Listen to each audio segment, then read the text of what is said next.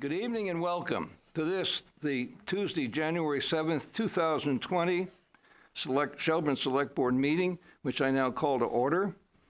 The next item on the agenda is to approve the agenda. Is there a motion to that effect? So moved. Mary moves, Jamie seconds. Any discussion? Hearing none, seeing no hands. Those approving, please signify by saying aye. Aye. And those opposed, nay. The ayes have it. Colleen is not present to vote. The next item are public comments. I would just make a quick comment of my own in introduction, is that comments that relate to the budget, we would prefer being made at the time we entertain those items or the budget itself. So that's a protocol that we observe here and have for some time. Are there any other public comments? Hearing none, sir? Happy New Year. Happy New Year. We share a Happy New Year. Rick? Yes. May I approach? Yes, of course, sir. I almost like sitting in the back row where Alice used to get in trouble in school. Select Board, hello. Rick Bissett, 42 Meadow Lane, town's first poet laureate. I want to come tonight, first of all, to invite the Select Board and the town folks. We're doing a capstone program tomorrow night at the town hall, 7 to 8:30, open to the public. I've got some children, students. They're going to come read some of their work that I've worked with, some of my favorite poems, and I would like to say adieu. I would like to allow someone else this huge opportunity that I've had. 4 years, I don't know how many readings, and I don't know how many children, but it's been an incredible journey for me. And I want to thank the Select Board for your support, for everything that you have backed me up on. To the veterans, the police now have a poetry board. It's really been great. But I feel as if it's time. It's time for a new voice, maybe time for a different kind of poetry. That's not to say I will stop writing. But I just want, Kevin, I've talked with Kevin, our wonderful library director. He is going to form a committee. Kevin and I have talked quite a bit about this, and there's no one better suited than Kevin, and he's got a couple people in mind. But as poet laureate, we have found that it's so perfect as the poet working with a staff at the library. They have made posters. They have gone way out of their way to make sure that they get me where I need to be. The poetry readings, it's good. And that takes a big load off Lee. You all have much bigger things to do. So, yeah, I think that's what we'll do. I don't know if there's anything more, Candy, I need to say. I know you've got a lot on your dockets, but I thank you. And I did mail out a Poet Laureate program to some folks that are going to Thetford, Vermont. We're hoping to at least find one town in Shelburne that will also try this program. That's been my big goal this year. And I truly thank you. Thank you very much. Thank you.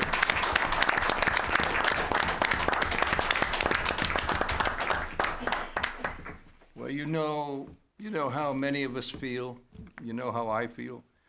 No, I think there's one condition that we'd probably insist on, and that is that you continue to stand in for Santa at the Obashan every year, so we see you and hear you and revel really in the relationship that you're able to establish with children. Thank you. And otherwise, it's an unhappy occasion, but we prevailed last year to continue, and we're more than understanding that there's opportunity now to follow you, and we'll with Lee, we'll look forward to a selection at some point, and welcoming with your assistance the new poet laureate. So there are no words to thank you, Rick. We wish everybody whose lives you've touched could be here and say something like we're saying, which is from the bottom of our hearts. Thank you so very much for being Shelburne, for being you, and for what you've done these years. Thank you. Anybody want to add something? I Mike? second that. Mary? Well, I have to add that I was at Aubuchon's before Christmas, and Rick gave me a copy of his holiday poem. I then went back about a week later and asked if he minded if I put it in all my Christmas cards. He was touched, and the feedback I got was great. So I spread it to other towns, by the way, Rick. So and it was really lovely. Beautiful poem, and you can't get something like that at Lowe's.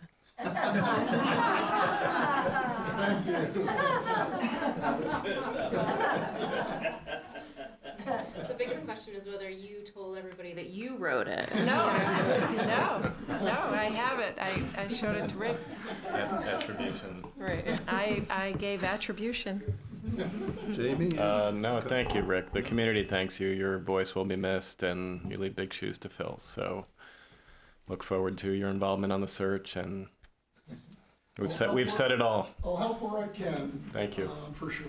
Thanks so much, Rick. Thanks so much. Any other public comment? Hearing none, seeing no hands. The next item are select board We need comments. to do the minutes. Oh, gee, as usual, I skipped over something. In this case, the minutes. I'm so anxious to get to you, Rick. See, we have the minutes of December 10th and 17th. Is there a motion on December 10th? So moved. Jamie moves. I'll second. Mike seconds. Any discussion? No comments. It looked good to me. Any comments? Hearing none, those approving, please signify by saying aye. Aye. And those opposed, nay. The ayes have it. And in this case, That was the 10th, Yes. so I yeah, abstained. Colleen is not voting for reason of not having been present, correct? Right. Correct. Next set of minutes are the 17th. Move to approve the minutes of December 17th, 2019. Jamie Second. moves to approve. Second. Mary seconds. Any discussion, corrections, edits, comments? Hearing none, those approving, please signify by saying aye. Aye. And those opposed, nay. The ayes have it. Thank you. Thank you, Jamie. The next item, in fact, are select board comments. I just wanted to say Happy New Year. In the past couple of weeks, I've received a lot of very informative, well-reasoned, polite conversations and discussions about our upcoming budget discussion, which I appreciate. It makes it much, much easier to do our job when that's the tone. So let's keep it up. Nothing to add, thank you. Jamie? Colleen? Agree with Mike. I have a couple of comments. Again, of course, we wish everyone the best of the new year. Secondly, I'm going to add my sense of what Mike just said, in that it's been really a great pleasure on our parts. Some may feel that they don't want to be sitting here with some of the decisions we have to make and are about to make in the next few weeks. But beginning with Davis Park, that submission, with the Village Pedestrian Safety Group submission, with the Pond Road submission, we can't tell you how enjoyable it is to get proposals and requests in the form that those have come. We had one as well earlier in the year.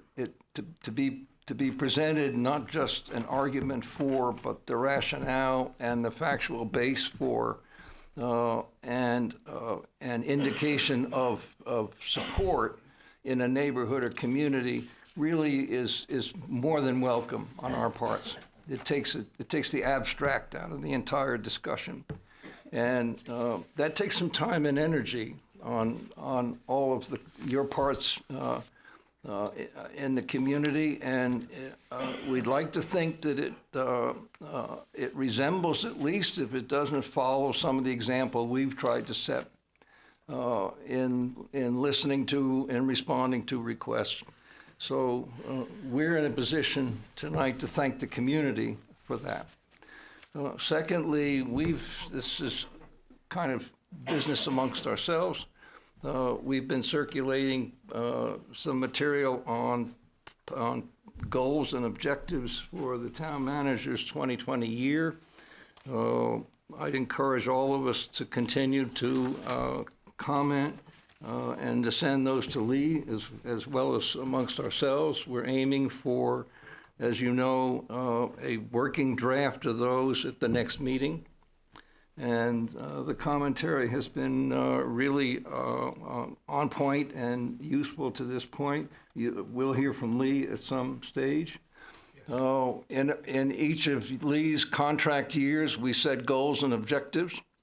Those objectives are in almost their entirety measurable. We set the process up in concert with Lee.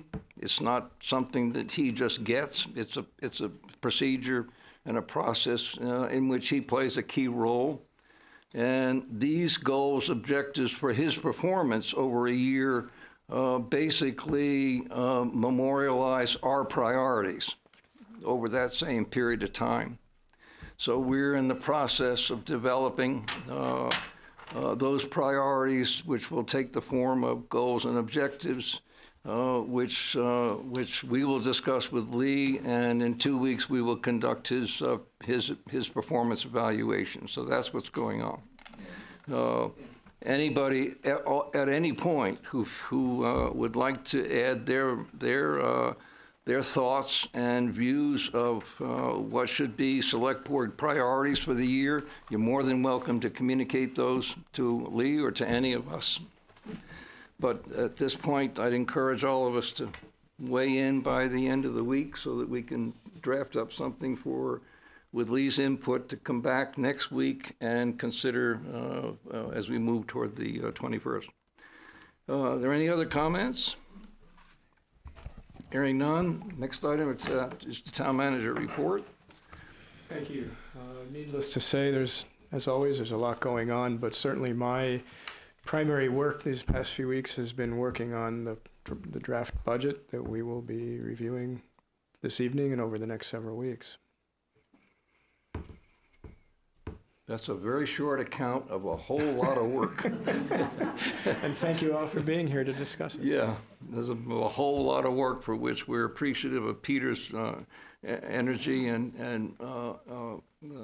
input as well. So, Indeed. any questions? On anybody's part? Hearing none, the next item is to approve a one-year loan with the National Bank of Middlebury in the amount of $87,000 and at an interest rate of 2.66%, financing the purchase of the Sewer Department tanker truck. This will refund a $101,500 loan with the National Bank of Middlebury, which was issued in December 2018. So there- moved. Colleen moves. Can we just? But could I understand what you mean by I was going to. refunds 100K? Are you paying down an existing note and then? Yeah, this is for a sewer tanker truck we purchased back in 2015, and what we typically do is we'll finance the purchase of that and then pay down the loan by a certain amount, in this case about $14,500 a year, and then renew the balance into a new note. So it was a $101,000 loan you approved a year ago, and we're paying that down by the $14,500 and renewing the balance of $87,000. So it's rolling financing. Yeah, and we'll do the same thing next year, pay down a portion. We do that for the short-term types of purchases rather than going for a long-term financing. We find the rates are better if we do it 1 year at a time rather than getting a loan at the beginning. Yep. And we do this as long as rates are trending Right. down. And we look at other bidders as well Yeah. to get the best rate. Okay. Thank you, Peter. Thank you, Jamie. Is there a second? I'll second. Mike seconds. Any other discussion? Hearing none, those approving, please signify by saying aye. Aye. And those opposed, nay. The ayes have it. The next item is a minor technical correction to previously accepted zoning amendments for a public hearing, which we are asked to review and accept. Lee, do you want to introduce this? Yeah, Dean Pierce is here, and I'm sure he'd like to speak to that. Dean, if you wanted to show that document, I do have it preloaded on the laptop. And board members, if we could each sign in the places Peter's indicated, this is for the loan note.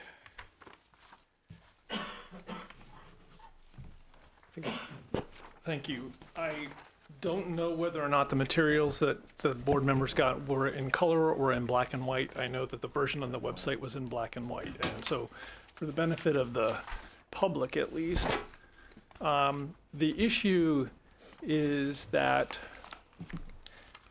in one of the maps, in the proposed amendments to the form-based zoning, there was an omission essentially. And this is going to show you, essentially, this is a portion of the current map. You can see that there are a couple of brick-colored crosses, cross-like features in Route 7 in the current map. What you received was a map, a version of the map where one of those cross areas was removed. If you look down, you see the original has this, it has these dotted lines. What you received has these dotted lines. But what should have happened in the version that you received is that those dotted lines were straight rather than continue to bump in. So that's the issue, that the map that you received in your package should have had a straight line. It didn't, and that's the problem that we're here addressing. And is the dotted line a proposed? The dotted Map line or is a road? it's the build to line. And the reason that it bumps in the current regulations is that because this brick colored feature is a frontage zone, and under the form-based zoning, there's a different set of rules, an additional set of rules in frontage zones. There were some folks who came to the Planning Commission promoting a project on the Champlain Lane site. As a result, the Planning Commission agreed to remove this frontage zone, and in the process of the graphical edits, were basically two steps: remove the brick, change the lines, and unfortunately the version of the graphic that got inserted was the first of the two, not the second of the two. The implication of removing that brick area is to not require the buildings to be as close, not to require active ground floor uses. Those are the main features of the frontage zone. And as Lee indicated in the materials that you received, the statute requires that a copy of the document be available to the public at least 15 days prior. We have it posted. Essentially, that's extra notice. If this group adopts a motion to change it, we'll still have plenty of notice time. The document's ready to go on the website. I have, in fact, copies for you to insert in your own version so that you have the correct map, but we will not have any statutory issues, at least that's our belief. So what happened to the two ovals? What Is that hap- what you're well, referring to? those ovals essentially are numbers that explain what the dotted lines are. Okay. So it's 10 to 30, 10 to. Yes, the reason why these ovals are that's gone the- is because it's all consistent, and so they become irrelevant. Okay. Good. This was the candidate orb that Jason referred to that on that intersection. The candidate, sorry? It was a candidate mode that Jason referred to. It's okay. Move to approve the technical correction to the map as presented. Second. Jamie moves, Colleen seconds. Any further discussion? Any questions? Hearing none. Those approving, please signify by saying aye. Aye. And those opposed, nay. The ayes have it. The next item is a social media policy amendment. That is an amendment to our existing personnel policy, which Lee is going to update us. Who would have thought?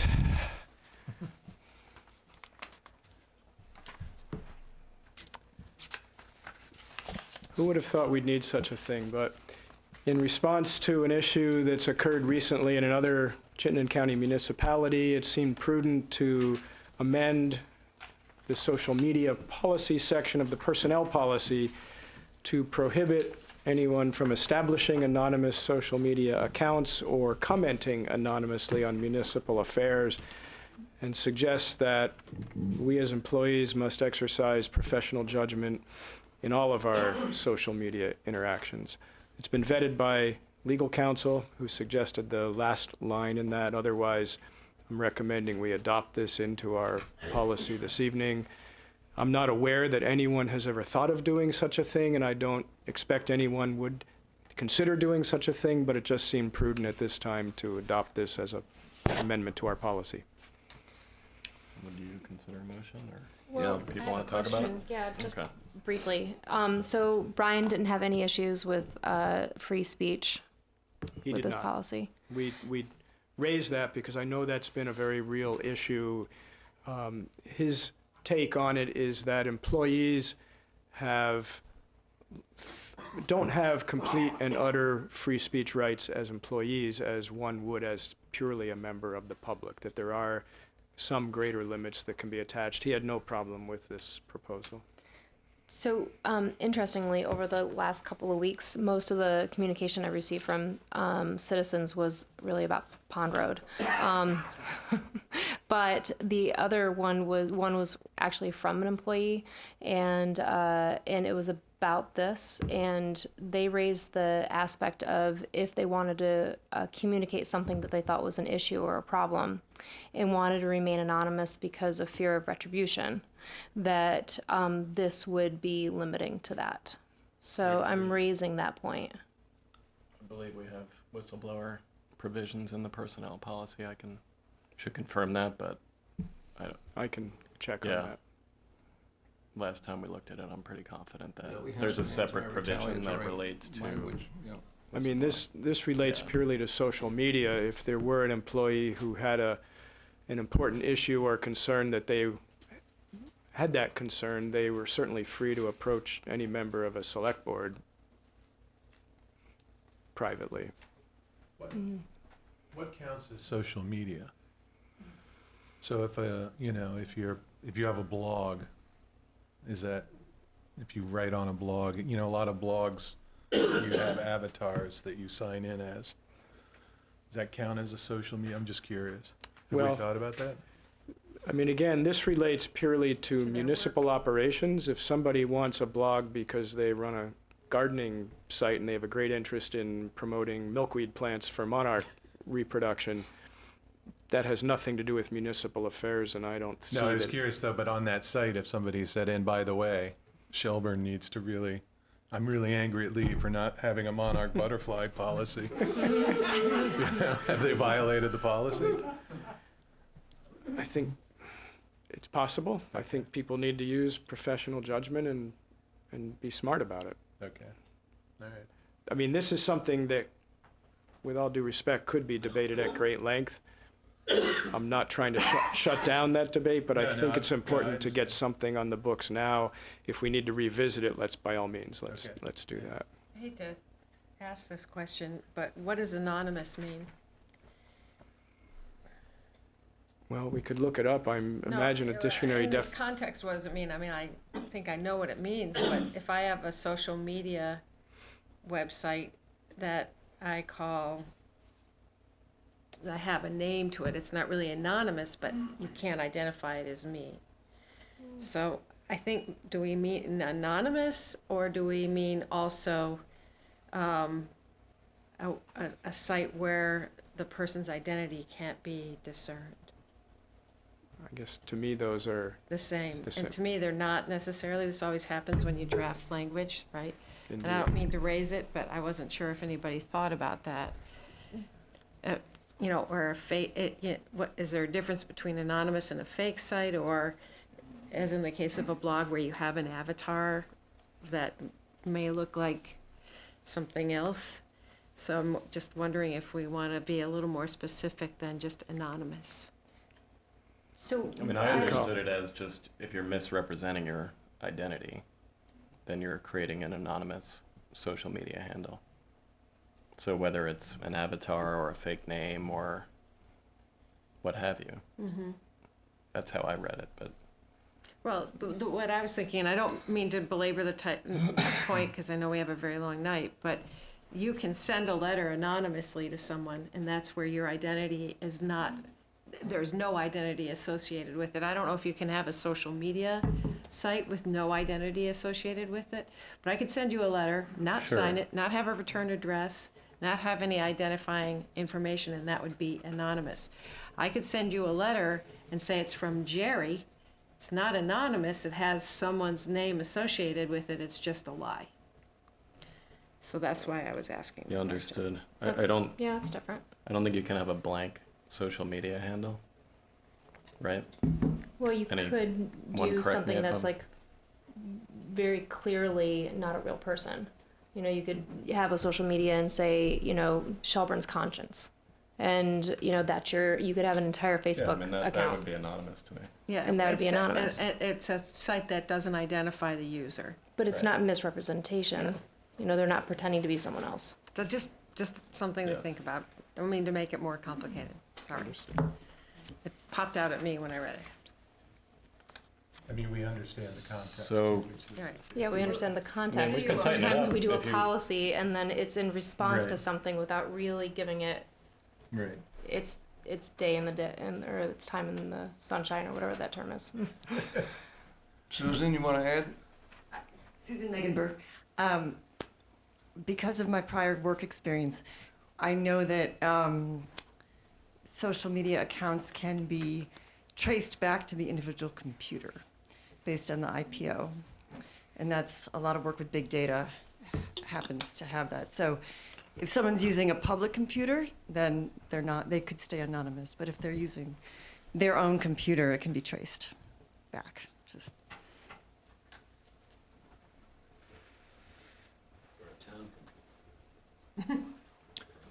Would you be more comfortable if we said from establishing anonymous and/or false identities in regard with respect to Yeah. false identities for social media accounts? Yes. Okay. So let me just see how to say this. Employees are prohibited from establishing anonymous and/or false identities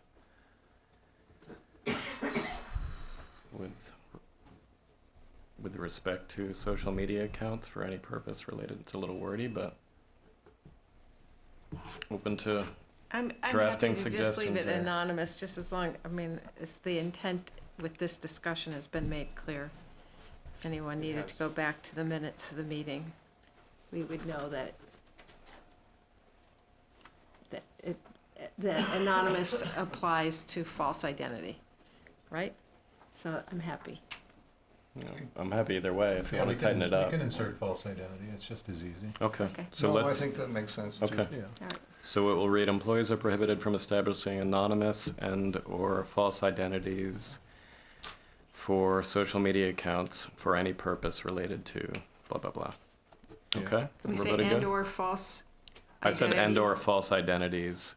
Can we just say and/or false identity social media accounts? False No, identity? I guess, never mind, that doesn't Yeah. make sense. Thank you. Welcome. Do you think we should ask the town attorney to review this change before we Can we approve it subject to Brian confirming it? condition on his approval? Makes sense. Okay. If Yep. we need to, we'll bring it back. Yep. Leave that up to you. Okay, Everybody good? Yeah. Ready for a motion? thank you. Ready Yes. for a motion? Move to approve the amendment to section 6.21 of the town's personnel policy with respect to the use of social media as presented. Jamie moves as presented. I'll second. And as edited? And as edited. Thank you. Thank you. I will second that. Thank you very Mike much. seconds. Any further discussion? Hearing none, those approving, please signify by saying aye. Aye. And those opposed, nay. The ayes have it.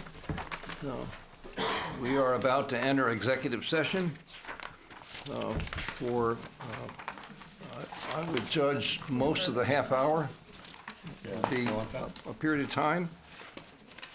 And we will shortly have two motions to that effect. Just one. One Just motion. need one motion in this case. One tonight? Yep. I would move to enter executive session to consider the evaluation of a public officer or employee and invite the town clerk, the finance director, and the town manager to participate. Second. Mary moves, Jamie seconds. Any discussion? Hearing none, those approving, please signify by saying aye. Aye. Those opposed, nay. Thank you.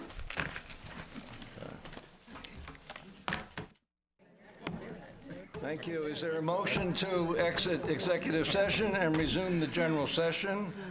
I'll move. Mike moves. Second. Colleen seconds. Any discussion? Hearing none. Those approving, please signify by saying aye. Aye. And those opposed, nay. The ayes have it. The next item is to discuss the proposed budget for fiscal year 2020-2021.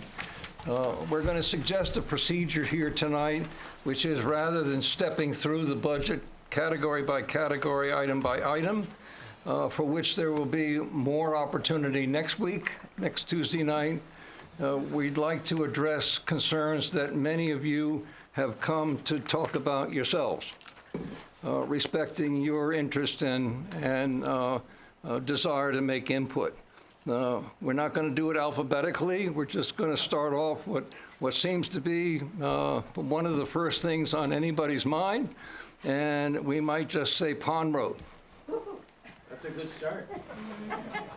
Wait, Lee has a point to make.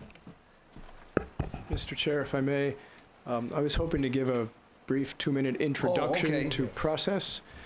And then, if I may, I'd like to suggest that perhaps we start with the police department, since we have several representatives here who have also prepared an in-depth presentation to address concerns raised by the board about budget issues. Just a thought.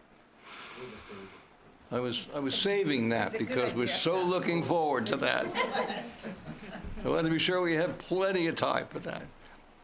In any case, if the pond, go ahead, Lee.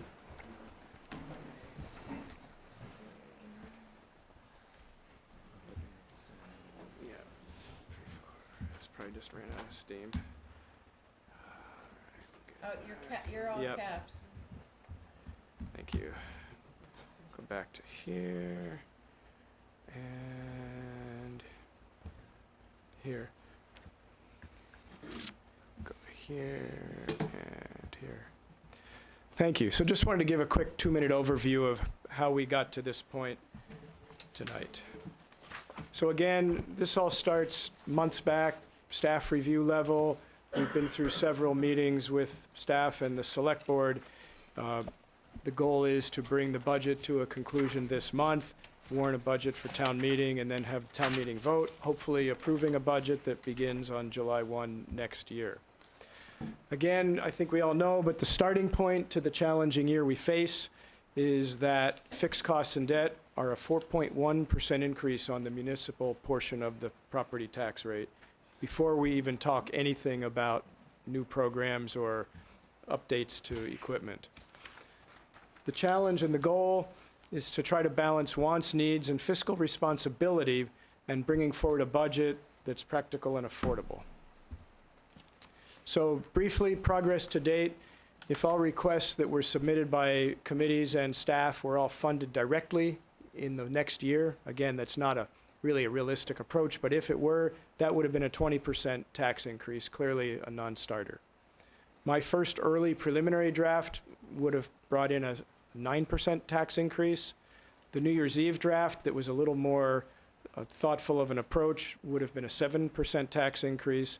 The budget proposed to you this evening would be a 6.27% tax increase, representing $27.70 per 100,000 of value of an increase over this year. Some of the key changes we've already made to try to address concerns. Health insurance, as you know, we switched to MVP, and I'm very grateful to all the town staff. That went very smoothly, and that will save the town $100,000 over the current system. We've proposed cutting $60,000 out of equipment reserve funds and capital expenses. Again, understanding in many ways that kicks the can down the road, but hopefully to years where we're better able to afford them. This budget proposes deferring for a year the beach parking lot. I know that'll be a point of discussion as we move on. Economic development, proposing to decrease that line item. Unlike many other places where I've proposed cuts, I've proposed increasing the overall budget for sidewalk maintenance and traffic safety improvements from $20,000 total to $30,000 total. This budget does not include money for the open space fund. Again, I know that will be the subject of conversation. So the key challenge, again, gets back to debt service, and this isn't blaming the project in any way, it's just a fact. That this is the first year of debt and principal on the library town center project. That's an increase in $189,000 in debt service by itself. Again, that's not a criticism, it's not a judgment of the project. Community voted for it, and we have a beautiful new project. But that's the primary driver that we're all facing. As always, capital projects that we think are important and often push those off. And we have a collective bargaining agreement to negotiate this year, and that's an uncertain piece of the puzzle. You've seen this chart before, we just wanted to show it again, showing next year in particular being the peak of, or the bubble, if you will, of maximum debt that we know of at this point, and then things start to decline from there. From here, again, we'll have 3 evenings of discussion, hopefully approve a budget on the 21st and approve a warning for town meeting. Then we'll have town meeting and hopefully an approved budget from there. So just wanted to give us the big picture context. Thank you. Okay. As Lee has indicated, there are a number of issues that have caught our attention, our continuing attention. Open space is one. Pedestrian and safety and connectivity is another. Paving the beach parking lot is yet another. And overtime, double time in the case of the police department and dispatch is yet another, as well as Pond Road. So following his suggestion, would you like to introduce the question of overtime, double time, or how do you want to? Well, we have several representatives from the police department here this evening, Lieutenant Mike Thomas and Officer Bob Lake. We also have Tim Francis, one of our lead dispatchers, to help. I think together they'd like to give you a presentation of the drivers and why double time, overtime, and other types of costs are so high in the department. So if that's okay, I'd like to turn that over to them. And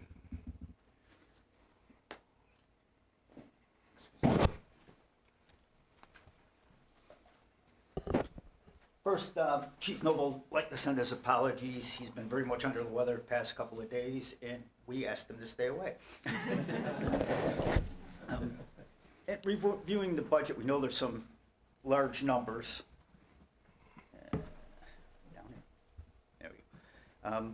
And Lee had asked us to kind of introduce ourselves to the select board and let you know what we're about, what it's like to run a 24/7 operation and work within the confines of a contractual agreement.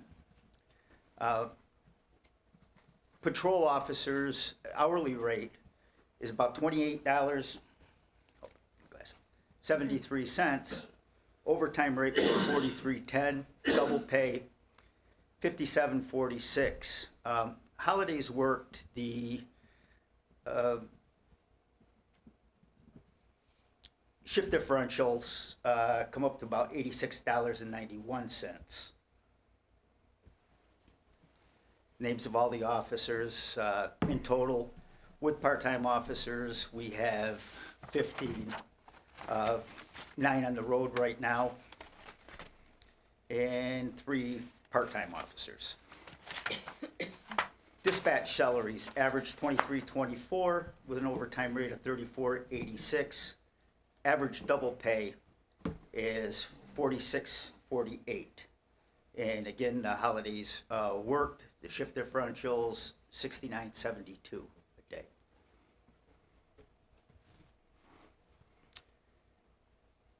Average patrol rates, when I say base salary, I mean that's the bare minimum. That is a $28.73 rate base. You work a 3 to 11 shift, it is $1.15 an hour more, and you work an 11 to 7 shift, it's $1.40 an hour more. And you can see if you work 7 to 3 on an average day, as opposed to an average double pay day, which would be $57.46.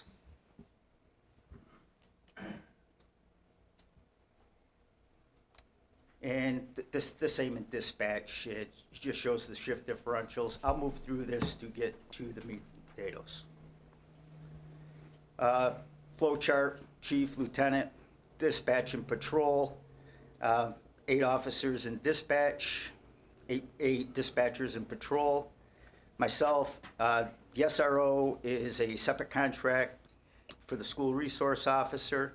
In a 9th position, which we have not had in a long time, and we have that filled.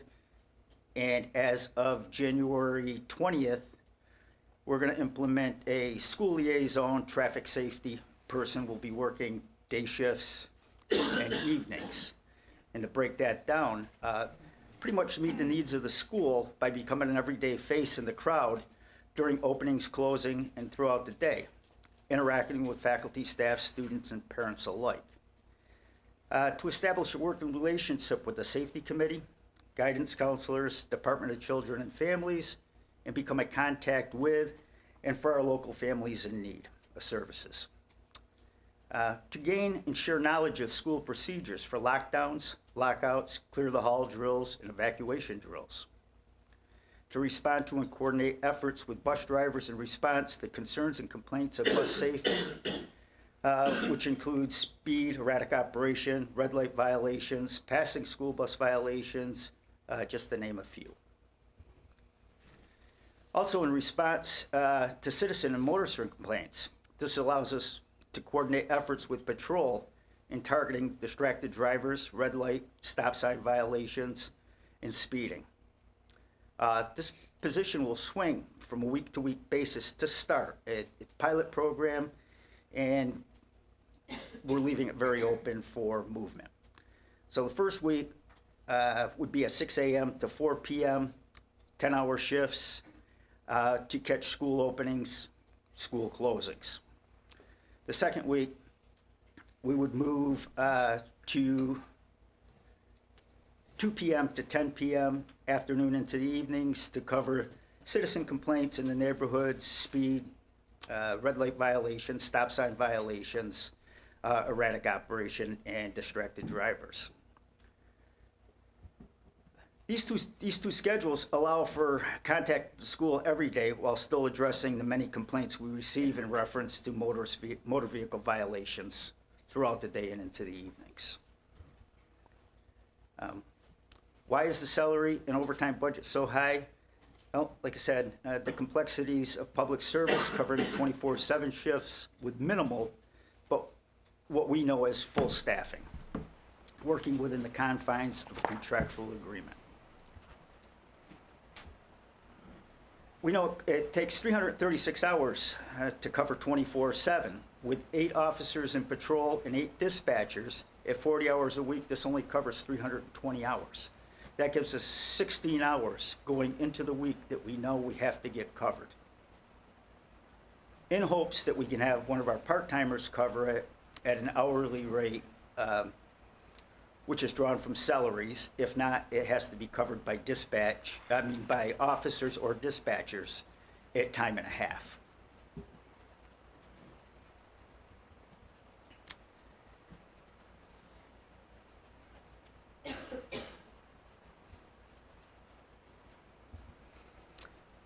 Patrol holiday pay. Each full-time officer receives holiday pay. So for each of our officers, every officer we have, every dispatcher we have, whether they're working or not, they will receive straight time holiday pay at $28.73 an hour. 12 hours and 12 holidays throughout the year, that's $3,447.60. Each officer or dispatcher working also receives double pay.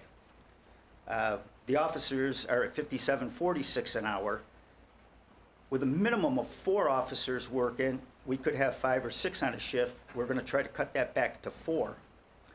That brings us to $2,758.08. The 8160 is shift differential to be included. If you add all the pays for just patrol, the officers work in patrol at double time plus their straight pay. 12 holidays covered, you're looking at $75,447.63. That's to cover 12 days. If you look at that chunk in the 139 that I believe we're asking for,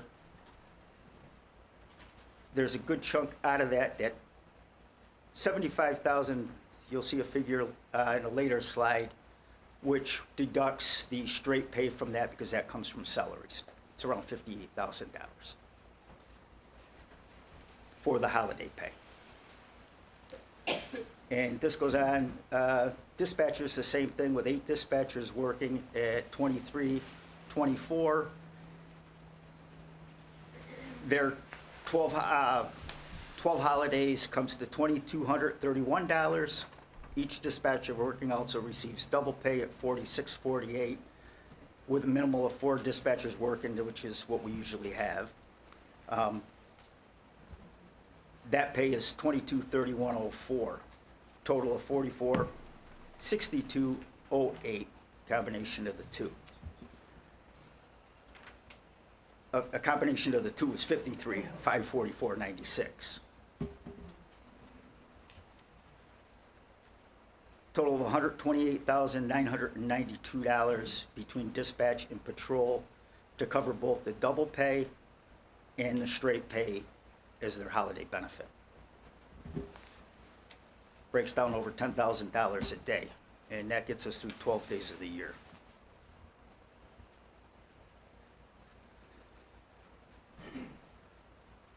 Other overtime costs that really are out of our control, each officer is mandated to 30 hours of training a year. We have 15 officers, that's 450 hours of training. That's the mandated training, the minimal training that we have to have. The mandated trainings include firearms, first aid, CPR, fair and impartial policing, domestic violence, use of force, and taser. Instructor certifications, we also need instructor certifications for our firearms instructors, patrol rifle instructor, pepper ball, taser, field training officer training, DRE. There are others. These are trainers that we have within the facility that they need to research each year, so they have to go to that training. So that 450 hours at $43.10, if it is all covered by overtime, is another $19,395. And you can see these numbers building, so that $139,000 goes quickly. There are other trainings that we need to and would like to get all our officers to, and to include a few interview and interrogations. These come after their basic training at the academy to keep them moving along in their individual growth and to be more of a benefit to the department and community.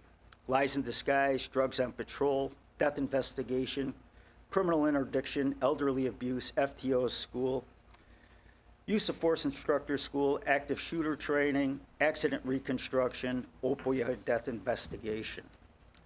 And again, that's just to name a few, and those are the top ones that we would really like to get our officers to. Most of the classes are a week. Some are 2 or 3 day classes, and a few are 2-week long classes. Off the top of my head, we sent both our sergeants to Supervisory schools this year, they were both a week long. Corporal Marcoux went to a reconstruction specialist school, which was 2 weeks. So there's 4 weeks there, and it doesn't touch on all the 2, 3-day and 1-day schools that we've sent officers to. To cover a 40-hour week at time and a half is $1,724, and that's less the shift differential. Covering for patrol overtime, patrol time off. These are actual hours. With 8 officers that worked the entire year, average sick time was 89.5 hours a year. Average vacation time, 160.5 hours a year. Comp, 23. Average personal time, 36. Average holiday comp, 45 and a quarter. Total average of 354 and a quarter hours a year. Each officer averages 8 weeks, 34.5 hours, just shy of 9 weeks a year off. 8 officers at 72 weeks of coverage we have to have. That's going to come either from some of the part-time employees we have, and they all work full-time, or in overtime. Dispatchers, numbers are pretty much fairly close. Average sick time off, 61.6 hours. This was based on 5 dispatchers that worked the entire year, the 5 people that are here from January. Average vacation time, 156 hours a year. Average comp, they don't seem to use comp time at all. Average holiday comp, 26.7 hours. Average personal time off, 21 hours a year, for a total of 249.4 hours, or 6 and a quarter weeks off a year. 240 hours per officer that we need to get covered. Covered in straight time, that's 57.77, and covered in overtime, that's $8,366.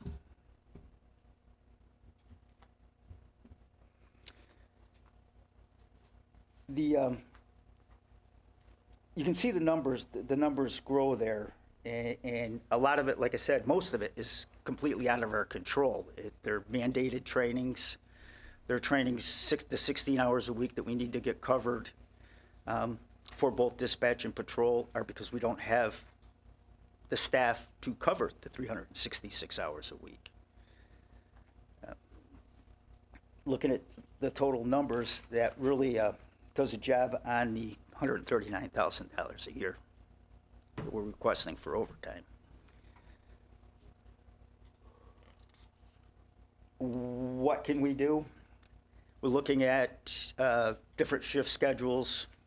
If we can add personnel to go into patrol, to go into dispatch, rotating through, maybe instead of 10-hour shifts, instead of 12-hour shifts in patrol, which we work 128-day schedule. 28-day schedule.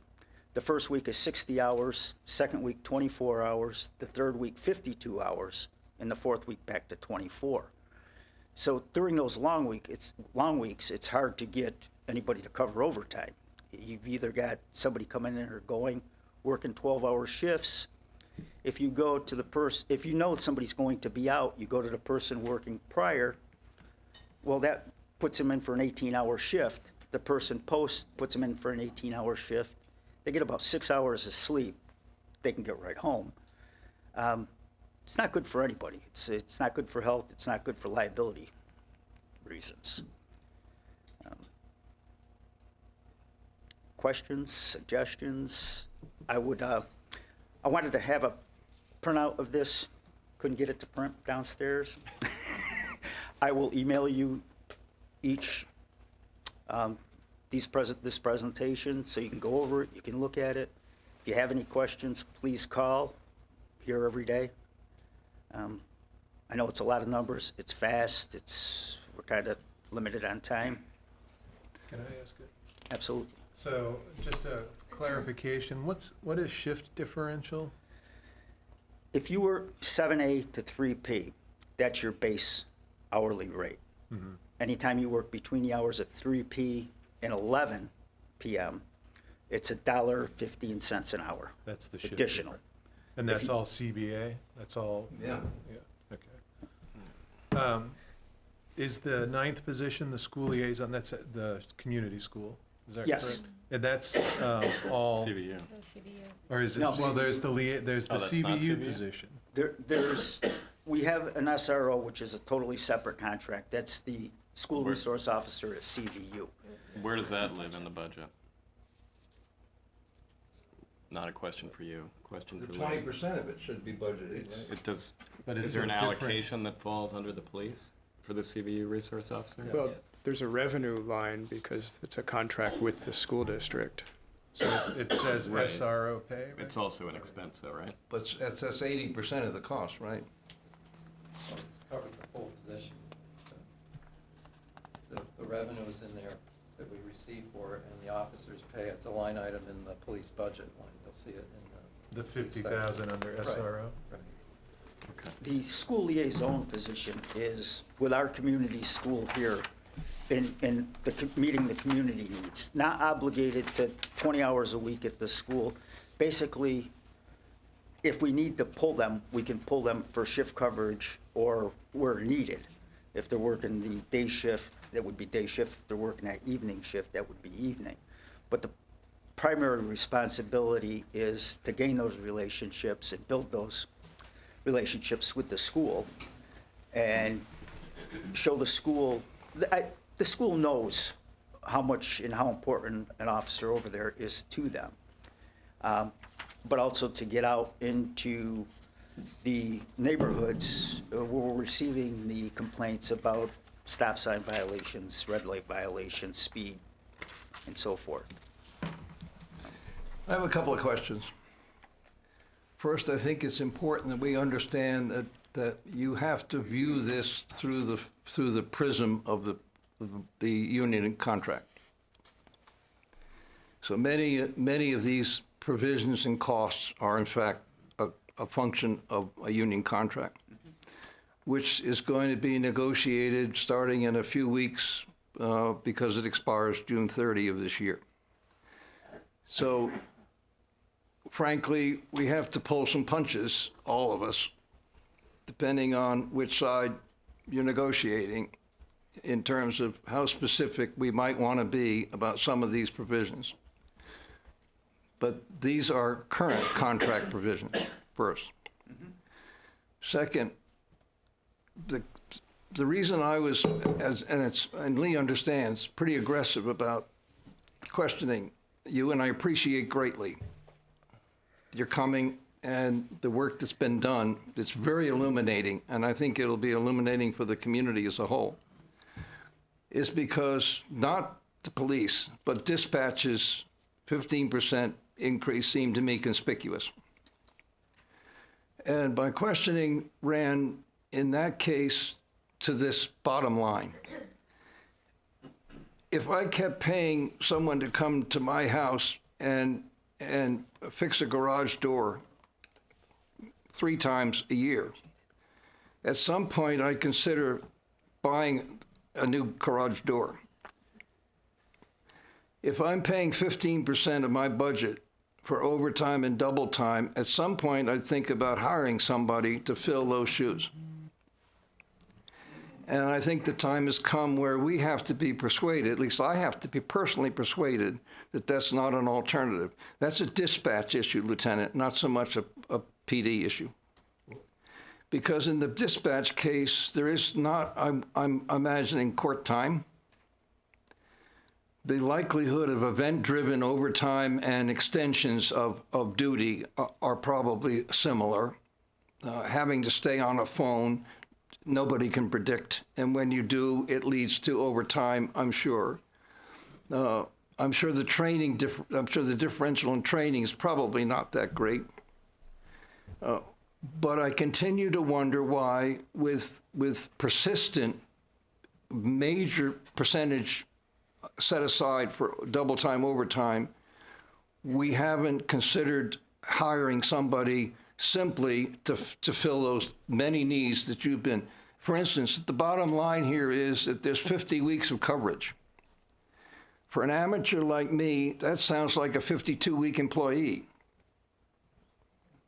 And what I don't understand, and think important, if it's even selfish to me tonight, why we're not doing that versus paying, in this case, next year, another $16,000 over last year.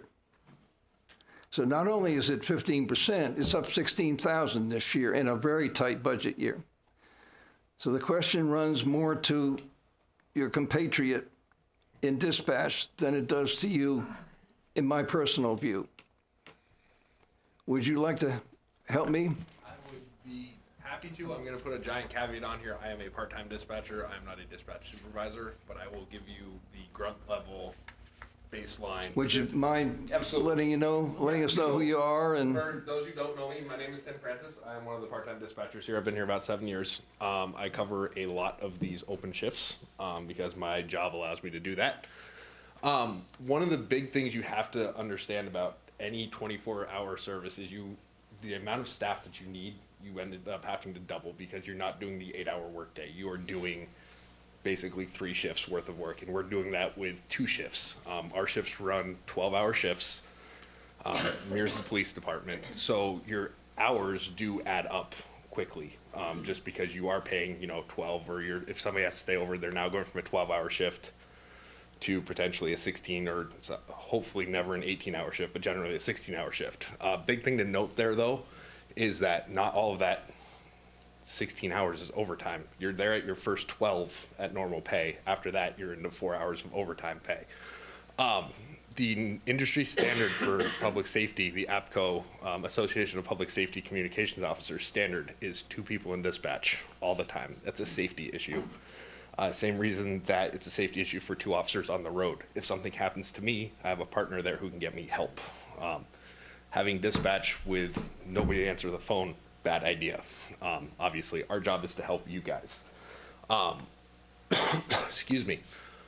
Our dispatch center covers 32 different agencies, 2 police departments, 30 different fire and EMS agencies, from Shoreham and Orwell in Addison County all the way up to the Canadian border in Alberg.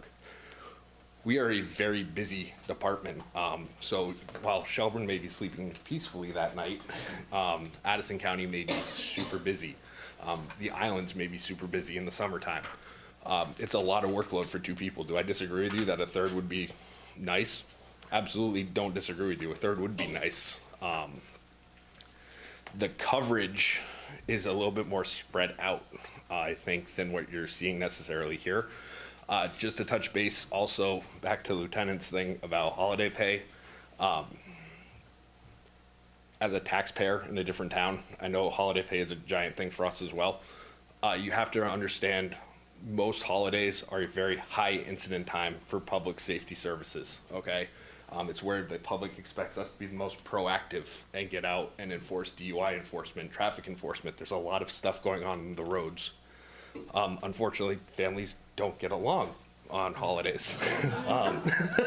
So we have to come and assist. So that does take time, that does take staff. So while it seems like, especially when you look at that chunk of number for holiday pay, you're paying $10,000 a day. You're paying for an increased traffic load and an increased workload that they're gonna have to be dealing with as well. So just something to keep in mind there. Staff-wise, I'm never gonna turn down staff. I don't think our center would ever turn down staff. But right now, we're doing with what we got, and obviously no further cuts would be appropriate. well, with all due respect, Sure. maybe you shouldn't be doing with what you got. Maybe we should. That's the bottom line here. I understand the configuration. Yep. I understand the impact of the agreement. I understand much of what you've discussed, but you haven't answered the question, Which would be. which is if you're sitting with trying to cover 50 weeks of coverage at an expensive rate, Yep.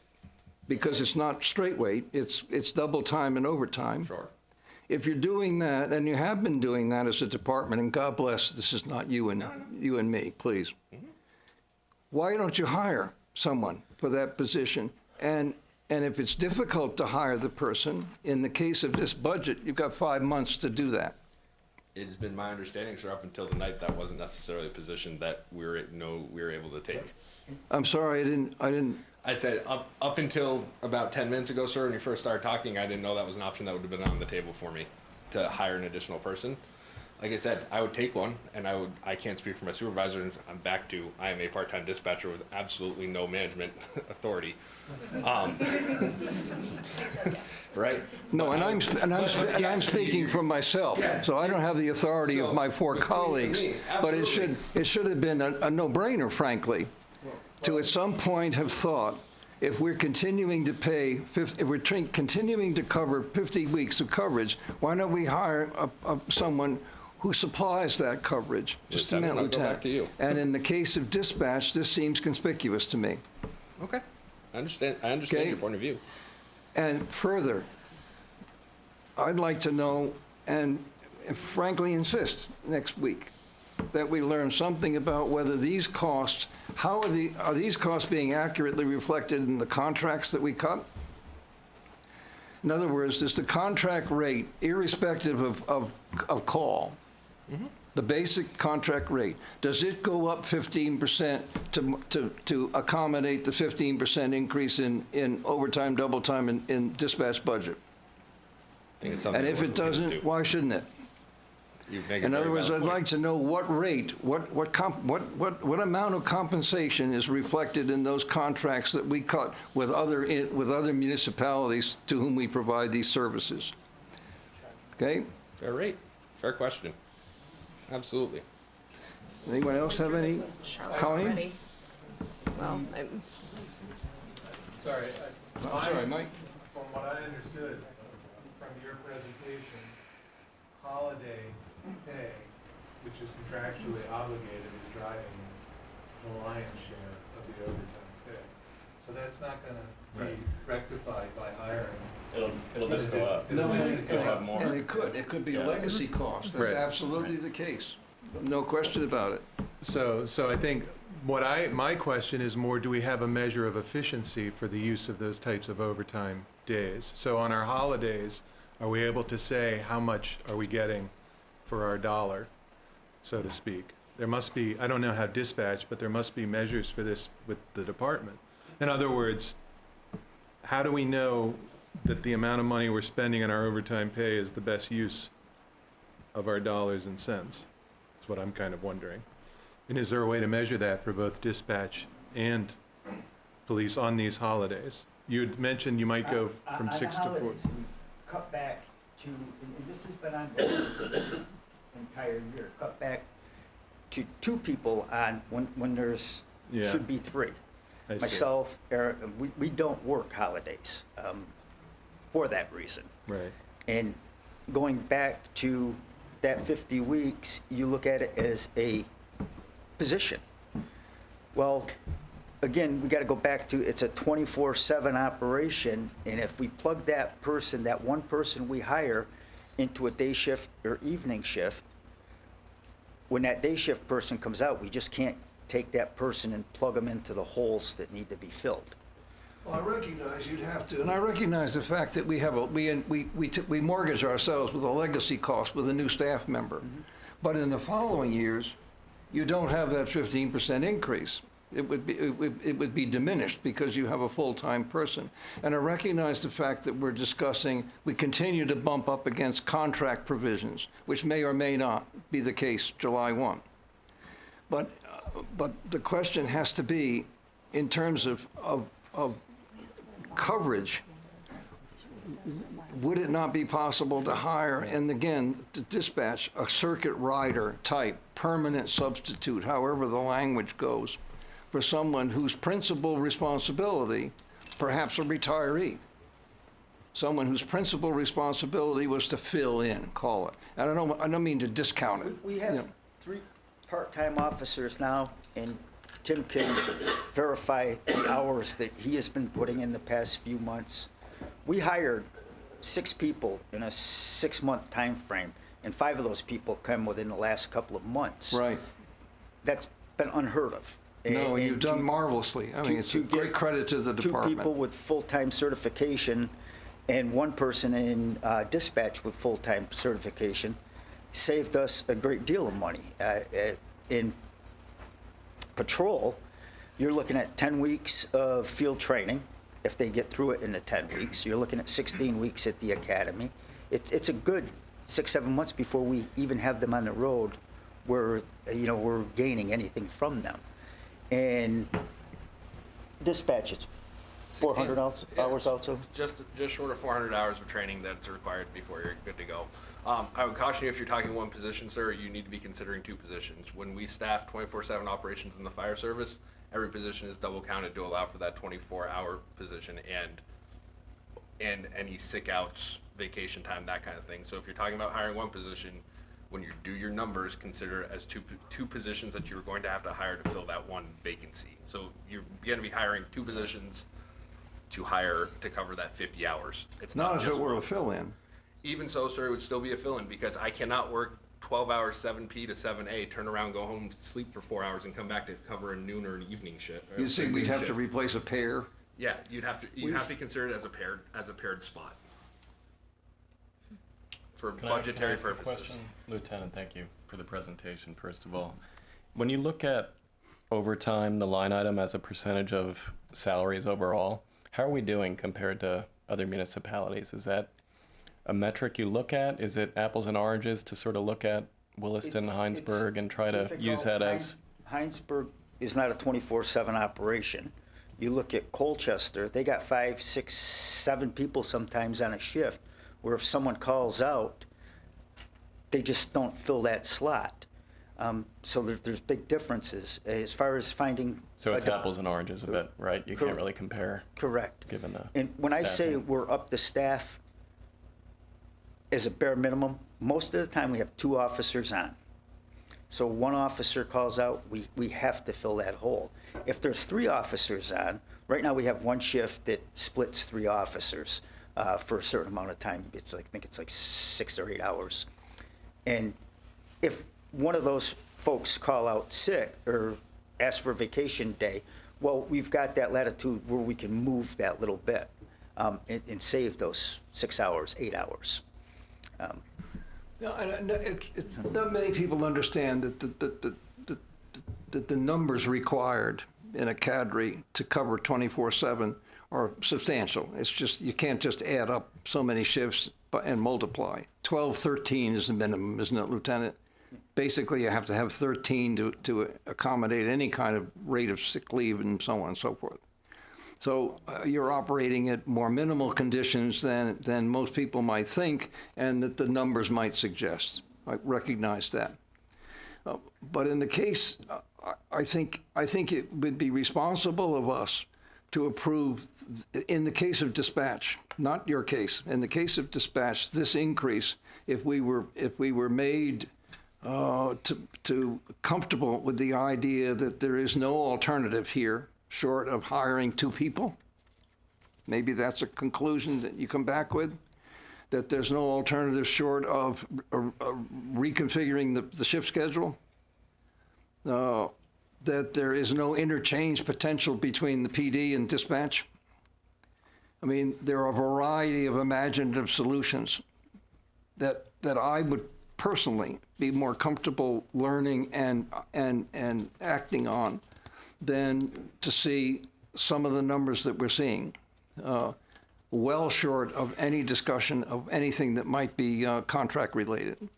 So the question, my personal question remains really about dispatch. In part, this year's numbers are, we went down 2 dispatchers from 8 to 6. The 2 dispatchers that we hired come in raw with no training. So they had to go through training, so we were down 2 dispatchers for quite a while.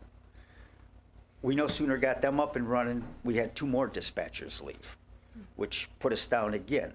And within the next few weeks, we should finally be up and running with everyone. Going into this year through July, hopefully we can stay full staffed, and you'll see an incredible difference in those numbers. Are there other things we can do to enhance retention?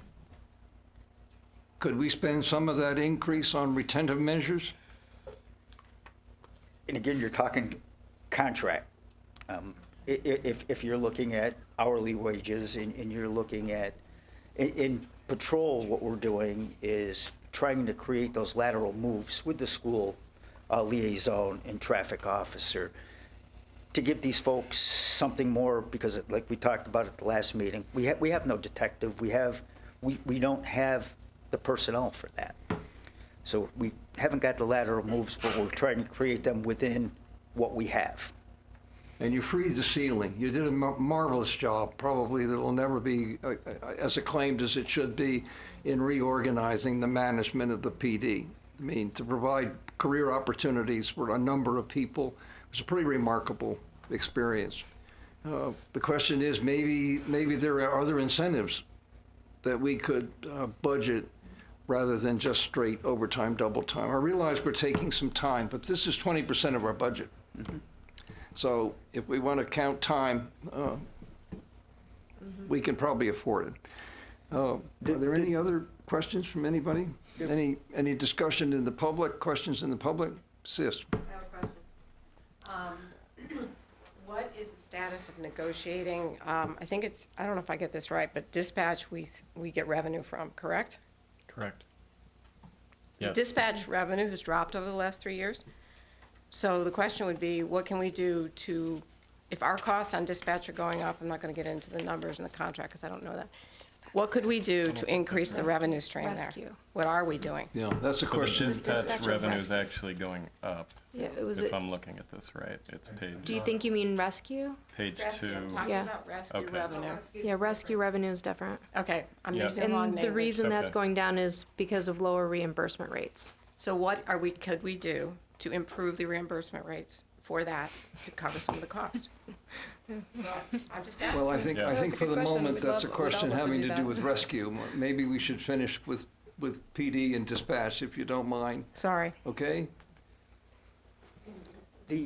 There is a difference in scheduling between police and dispatch. Yeah, We work strictly on the police side, a 12-hour schedule, where in dispatch, they have a couple of dispatchers that work 2 12s, 2 8s, a couple that work 3 12s, and a 4, and then, help me out here, 12. No, that's about it. 12, 12, and That's the basic- 3. Yeah, it's a Yeah. basic variation. 2 10s, 2 8s, and, yeah. well, Maybe the subject may be worth creates some study of it, beyond this. I don't know. The subject may be worth study beyond this budget. But Yeah, that's what I was but- going to suggest, is I feel satisfied with the explanation. Yeah. I do think what we haven't done in the past is we sort of go dark for a year with the department and don't know what's going on. So it'd be nice in July maybe to come in and just look at our actuals, where we're landing in the current fiscal year, and then just have a 20, 30-minute discussion around high That would be level. greatly What's appreciated on changing? our How are part, too. things, right? It's, And I'd also just add, I mean, I was trying to understand, like everybody, the overtime, double time numbers, which this has helped tremendously. But still, and to Jerry's point, such a large chunk, even a percentage or two, helps us to shift money to places, just off the top of my head, pedestrian safety, where $5,000 is a lot. So that's what I'm wondering, is there a way we can just carve a little bit out of this large amount? And maybe there is a way by rethinking some of this stuff. But anyway, I think we've spent a lot of time, I think with a lot of people, we should. Yeah, yeah, I recognize that, but I thank you. Yeah, thank you very much. I think we'd like to continue briefly next week with dispatch. And I think it sounds as if there's a consensus among us that we should revisit at a point where it's not the pressure of budget and the pressure of other interests and other folks, and just quietly tuck our way through. absolutely. Because you've done a fantastic job with reorganizing and providing career opportunities. That really is a major achievement, and it hasn't gotten a lot of recognition. But retaining, It's a work in progress. yeah, I know, but retaining your crew, retaining volunteer firemen, retaining rescue personnel is a very, very important matter for this town. It is. And it's often just written off in terms of either hire full-time or try to do something for volunteers. We should be working the in-between And I think Jamie makes a good idea that we come back at some point in the middle of the year and do that. So I thank you very much. This has been quite a learning experience for me. I value it. I hope it's the same for everyone who's heard it. And we appreciate your coming, Lieutenant. Appreciate it, Bob. Thank you. Yeah, Yeah. thank you, Jim. You'll, was a great you'll share the deck, presentation. right? You'll circulate the Yeah. deck to Yes. to Lee and It us. was a Thank great you. presentation. Yeah. I'll take care of it. Thank you, Lee. Next up, Pond Road. I have to go.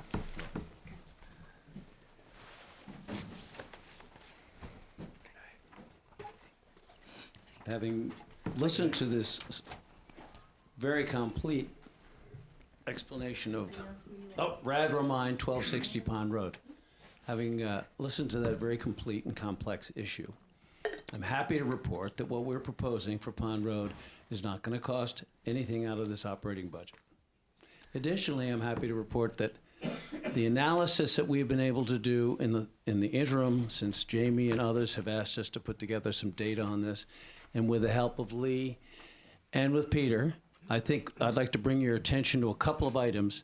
We'll put it in perspective and hopefully a solution which some people have called an elegant solution to resolving the issue. Let's look for a moment at a comparison of real estate values and tax revenue that are produced by the properties. If you took Pond Road, which is 2.5 miles long, and if you look at our grand list, Pond Road has a valuation of the properties on Pond Road have an evaluation of $22 million. Those $22 million generate $357,000 of tax revenue to the town, not per year. Now, let's look at Dorset Street from Cheese Factory to Pond Road. Very similar distance. It's 3 miles instead of 2.5. Dorset Street in that stretch has a value of the properties of $21 million, which is less than Pond Road, and it has real estate tax revenue generating of $431,000. So each segment of the road that I'm describing here pays approximately the same amount in annual real estate taxes. Of course, Dorset Street has been maintained regularly and paved regularly, and when some people call it the Champs-Élysées of Shelburne. Pond Road has been neglected and afflicted, and some people call it a donkey track. Keep that in mind, please. Pond Road represents 4.2% of all of the roads in Shelburne.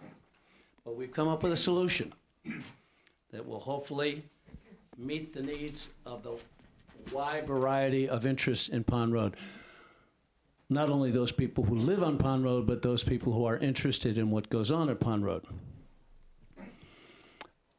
We're proposing that, and this is in collaboration with Paul Goodrich and also looking at the best practices. We've been in contact with the head of the Richmond, Vermont Highway Department. They have 50% of their roads are gravel. We believe that we're proposing that in dealing with Pond Road, we apply a chip sealing treatment of the stretch of Pond Road from Dorset Street to Frog's End, limited to Dorset Street to Frog's End. This has several mitigating advantages. Number one, it reduces the operating budget cost from $350,000 down to $210,000. Number two, by retaining approximately 1 mile of gravel road east of Frog's End, it has effect of naturally reducing the prospect of speeding. And number three, by retaining a gravel surface on the environmentally sensitive marsh area, the seasonal passage of the famous various amphibians is protected. Now, we've spent a lot of time talking with Lee and with Peter about this issue of operating budget versus capital budget and this year's operating budget compared to next year's and the year after and the year after. As we all recognize, there's a big spike going on with this next operating budget, having to do with the bond issues and having to do with the insurance. But if you look at the second and third and fourth years, and we start to examine a little deeper what's going to happen to our grand list, we discovered that, in fact, Quiniasca Ridge, which has a value of $48 million in assessment and will generate $800,000 per year in new tax revenue to the town. And Yankee Doodle, which is, many of you are familiar with, which is a proposed two-story, 48-unit senior housing project on Route 7, that estimate is that it's going to be generating around $200,000 per year in new tax revenue. The two of them together, combined, mean that there's an additional $1 million a year in tax revenue coming into the town. And I remember, Jerry, you pointed out we need to figure out how to move this grand list off a flat. Well, it's moving. It's not moving right now. It's going to take a year or two to do that. And so what we're proposing is that we take the chip sealing of Pond Road, reducing it down to what we believe is viable at $210,000, and that we move that into the capital budget for this year and have it set aside as a place marker so that when we can afford it as the revenue increases from the grand list, that we can afford to pay attention to what is really, I think all of us agree, has been a very neglected part of our road network. And we would have then a fully viable road network. So, doesn't cost you a thing right now. So please keep that in mind as you make your decisions, and keep that I'll go again. We propose the following: that we recognize the Select Board recognizes the importance of completing a uniform network of roads in Shelburne to include Pond Road. We want to reduce the chip seal treatment to the stretch of Pond Road from Dorset Street to Frog's End, and we want to shift the proposed Pond Road chip sealing project from the 2020 operating budget to the 2020 capital budget. And that's it for me. We have a number of people from Pond Road here. Chris Hansen here, and Jerry Rittenberg is here, and Lisa Kent's here. Kathy Stockman's here. Good to see all of you again. Yes, we would like to be able to say. That's right. Can I You ask? guys are doing a great job in a very difficult situation, and we're trying to meet you and fulfill all the different mitigating circumstances so that we can actually get something accomplished over the next few years. Thank you to the group for preparing this memo and data and for taking the time to respond to our request, first of all. I guess the first thing that jumped out to me is, why are real estate values germane to this decision? I'm not following the real estate value Well, let's keep discussion at all. Like, why is that germane to what we're trying to decide here? Because it's so inequitable from the point of view of the treatment of Dorset Street from Cheese Factory to Pond, compared to Pond Road from Dorset over to 116. Inequitable in what sense, though? We're all paying the same level of taxes, but we're certainly not getting the same level of service. Fair, but you bought a house on a dirt road. You know, I've Right. heard that argument so much from people about buying No, a house on a I'm dirt just road. saying, like, That the real estate value doesn't hold itself. water. Real estate value is real estate value. We buy houses because we love the houses that we live in. You bought a house, you love the house you live in. Sure. Don't give me that list about, well, you bought it on a dirt road, so you are therefore condemned to using a dirt road. Not condemned. Go ahead. I'm just trying to get my head around why the real estate value is applicable. How many roads were Could you- dirt Wait, roads? wait, Could you help us with the mic? Microphone and identify yourself. Jerry Rittenberg. I live on Monarch Drive, right off Pond Road. How many houses in Shelburne were on dirt roads before you paved them? I don't know. That question that's not a good question to bring up, because it's not fair to say that all roads were dirt roads one time, and people bought houses on dirt roads. That doesn't mean they're safe. Doesn't mean there's not a hazard. I'm not talking It about doesn't mean they safety. shouldn't be I'm not paved. talking about safety. What are you I'm talking about real estate values and why that is an important data point for us to consider. He's That's not all. talking That's about what the I'm value asking. of the house, he's talking about the taxes that are paid to the town. That's what we're talking about, the amount of Okay. money that is paid to the town.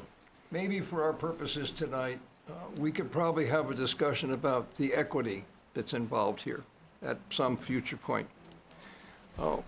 I think we're maybe best going to spend our time talking about the treatment as a matter of public safety. And that has to be kind of the driver We also have a concern that's been expressed pretty strongly about the impact on the natural resource. I'm not sure that the argument of equity, which resounds in responses like, well, my kids are grown and don't go to school, you know, why should I pay school taxes? I mean, they're interminable discussions. But I think Jamie makes a good point that not all roads are equal, that in many ways, Dorset would not compare to Pond Road, and for good reason, probably to your benefit.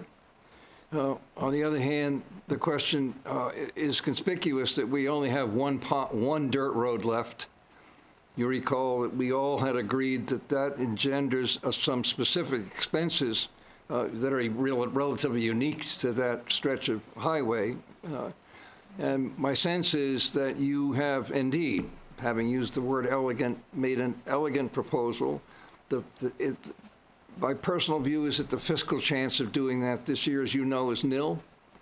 I think if we enter it into the capital improvement plan, that gives us an opportunity before the 2021-22 budget to revisit this on perhaps a community-wide basis in terms of the investment and some, with the benefit of some additional analysis in terms of cost benefit.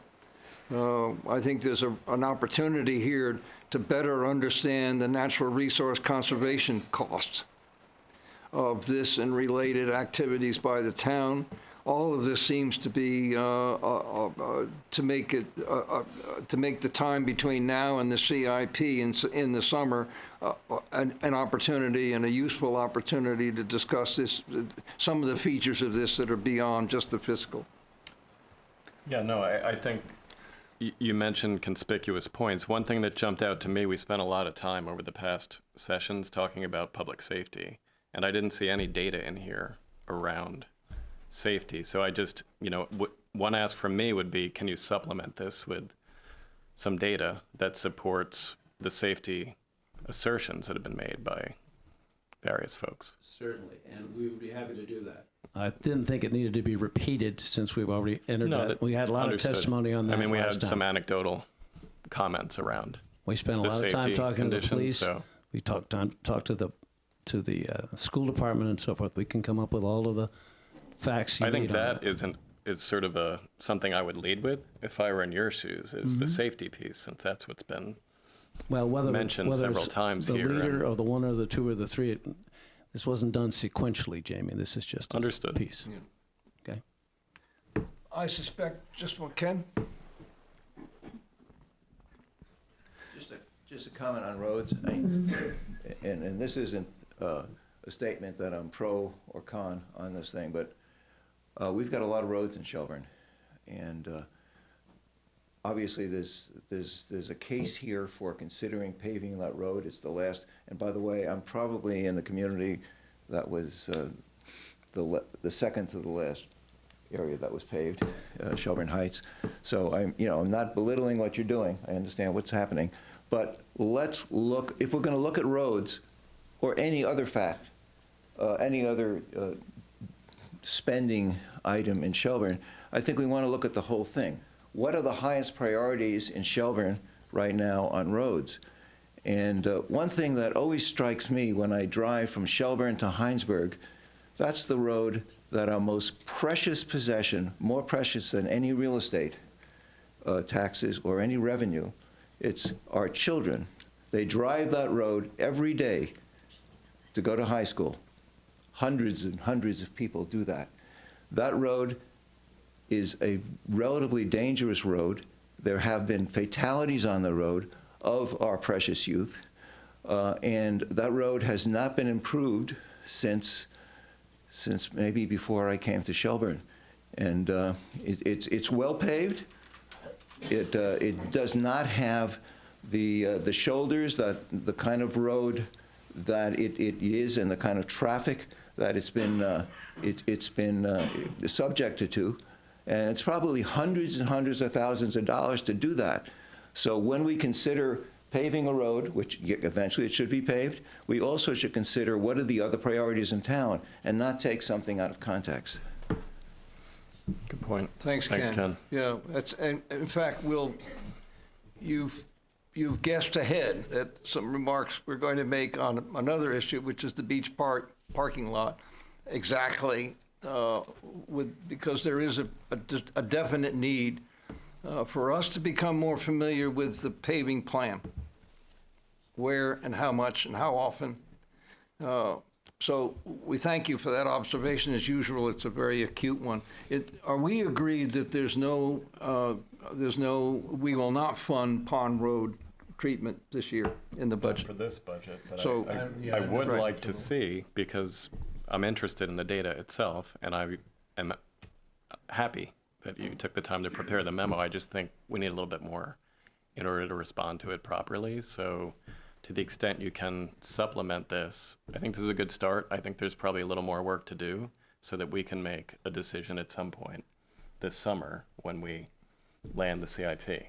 And it will be one of the Yes. foremost candidates Yeah. for entry in the CIP. So there's a which little is breathing room process, as far yeah. as, you know, pulling that data together. I think, you know, there- Just to, sorry, not to No, cut it's you off, fine. just to follow, I mean, I also feel very rushed, like, all of a sudden, I mean, I haven't had a lot of time to look at any information, and this is excellent.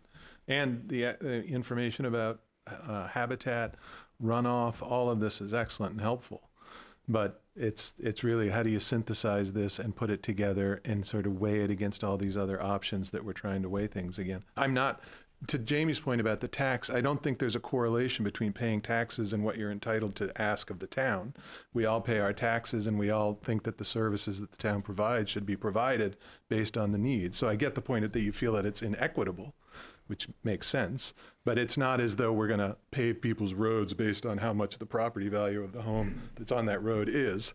So we have to kind of look at the whole picture and kind of figure out how is this going to work. I mean, the argument just. The other argument, you know, the idea that not paving Pond Road is a traffic control measure doesn't really do much for me either, because, you know, we could then get rid of the paving on Marset and control our traffic control problems in the middle of town. So that doesn't seem to be the important factor. I want to know cost effectiveness, paving versus. I think the maintenance section is helpful Yeah. in that regard, Yeah, right? That and I sheds want to some know the light on what- environmental impacts, not only in terms of wildlife and movement, but also in terms of runoff for the pond itself. But also, you know, I'd like to know what School people. bus safety was compelling. I mean, Yeah. that was a brand new item to me. I had not thought of that or recognized that. So hopefully you're confident that we will keep this in front of us. It's not going to be buried somewhere and forgotten. We will come back to it for reasons also having to do with our interest in paving altogether as a town activity. So we greatly appreciate, you want to add some? Yes, I'm Catherine Stockman. I live at 1260 Pond Road. We've been there for 16 years. We do pay taxes. All of us on that road pay taxes. We are the only road in Shelburne that is not paved. I don't think any one of us there on that road moved to that road because it was a dirt road. We moved to the road because of a variety of reasons, to be near family, because the property was the correct property for us, for what we wanted to do. I don't think anybody made a decision to be there because of the dirt road.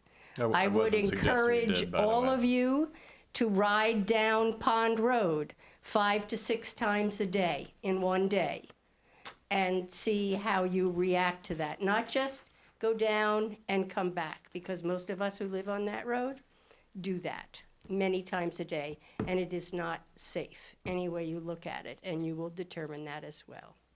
Thank you. Well, we're on the march, and we have considerations from Susan and Gail, and others may have wished to yet still to speak to them, of natural resource impacts. I think it's an interesting problem, and I don't say that to be silly, but it deserves much more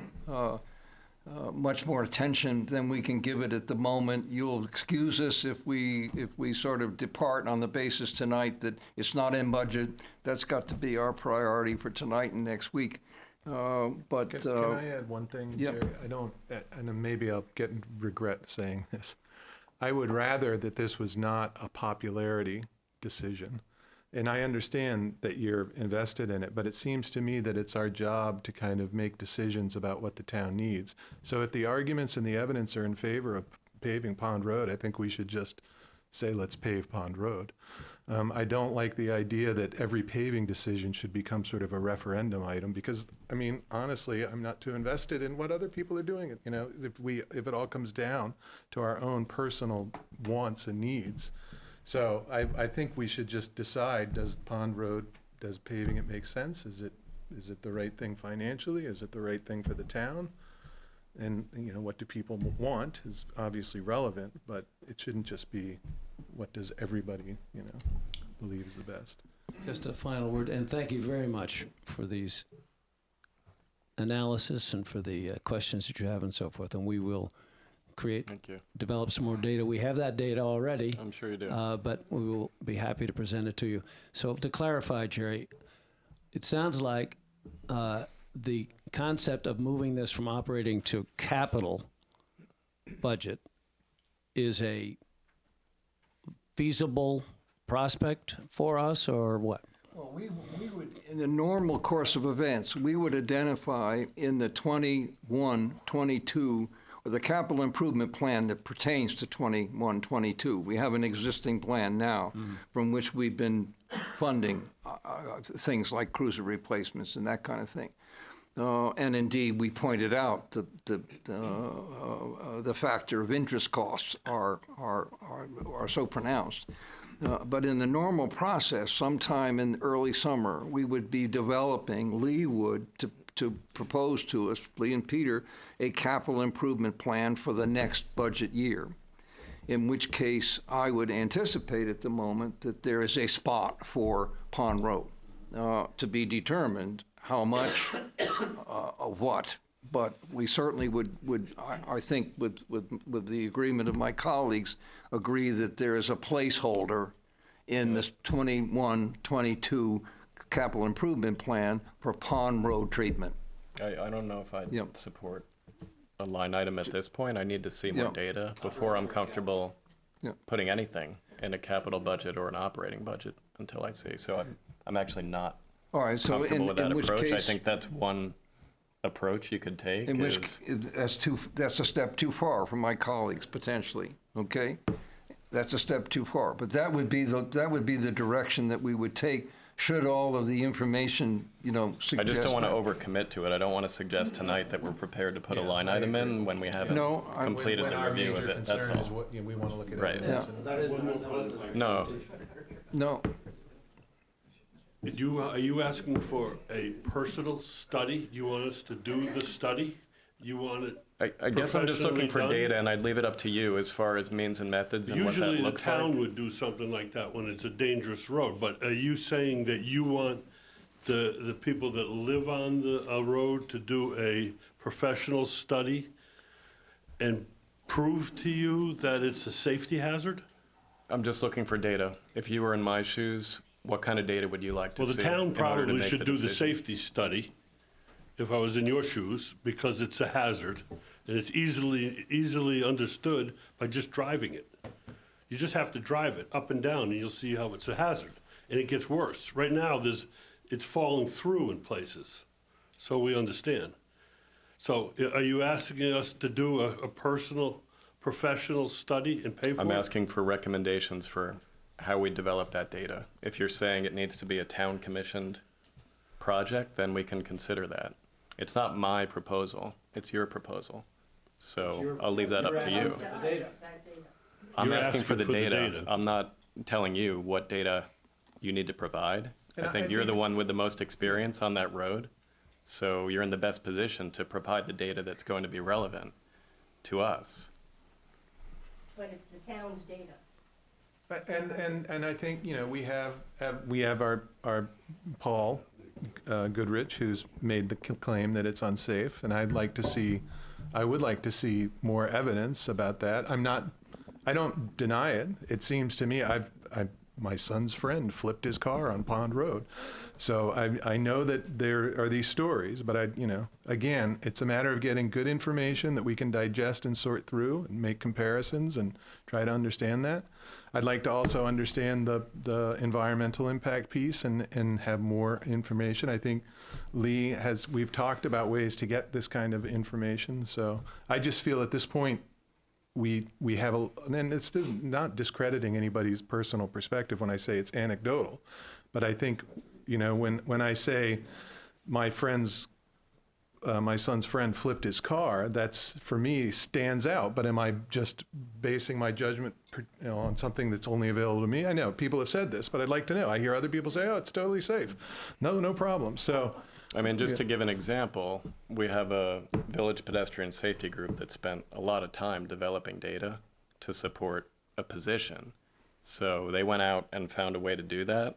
I think there are opportunities here to be creative with what that data looks like and what might be persuasive or helpful for us to make a decision. I don't know off the top of my head what that data would look like. I'm sure testimony is helpful, but We don't want to drown you in data.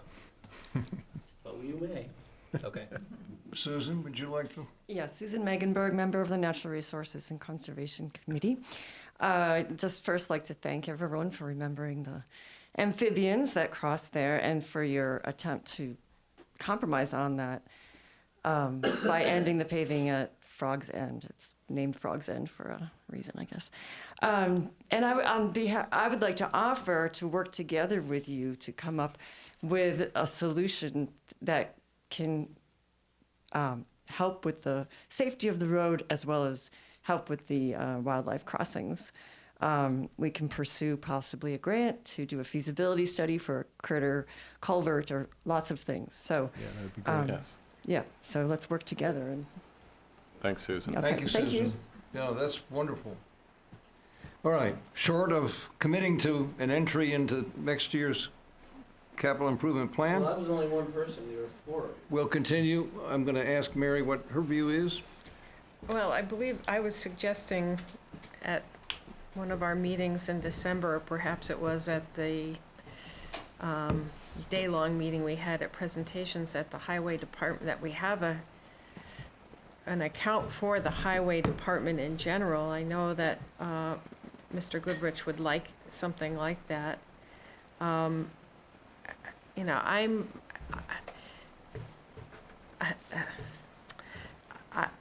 With respect to Pond Road, the problem I have is I have to put it in the context of where we are today with the budget that we have and the tax rate that we're looking at.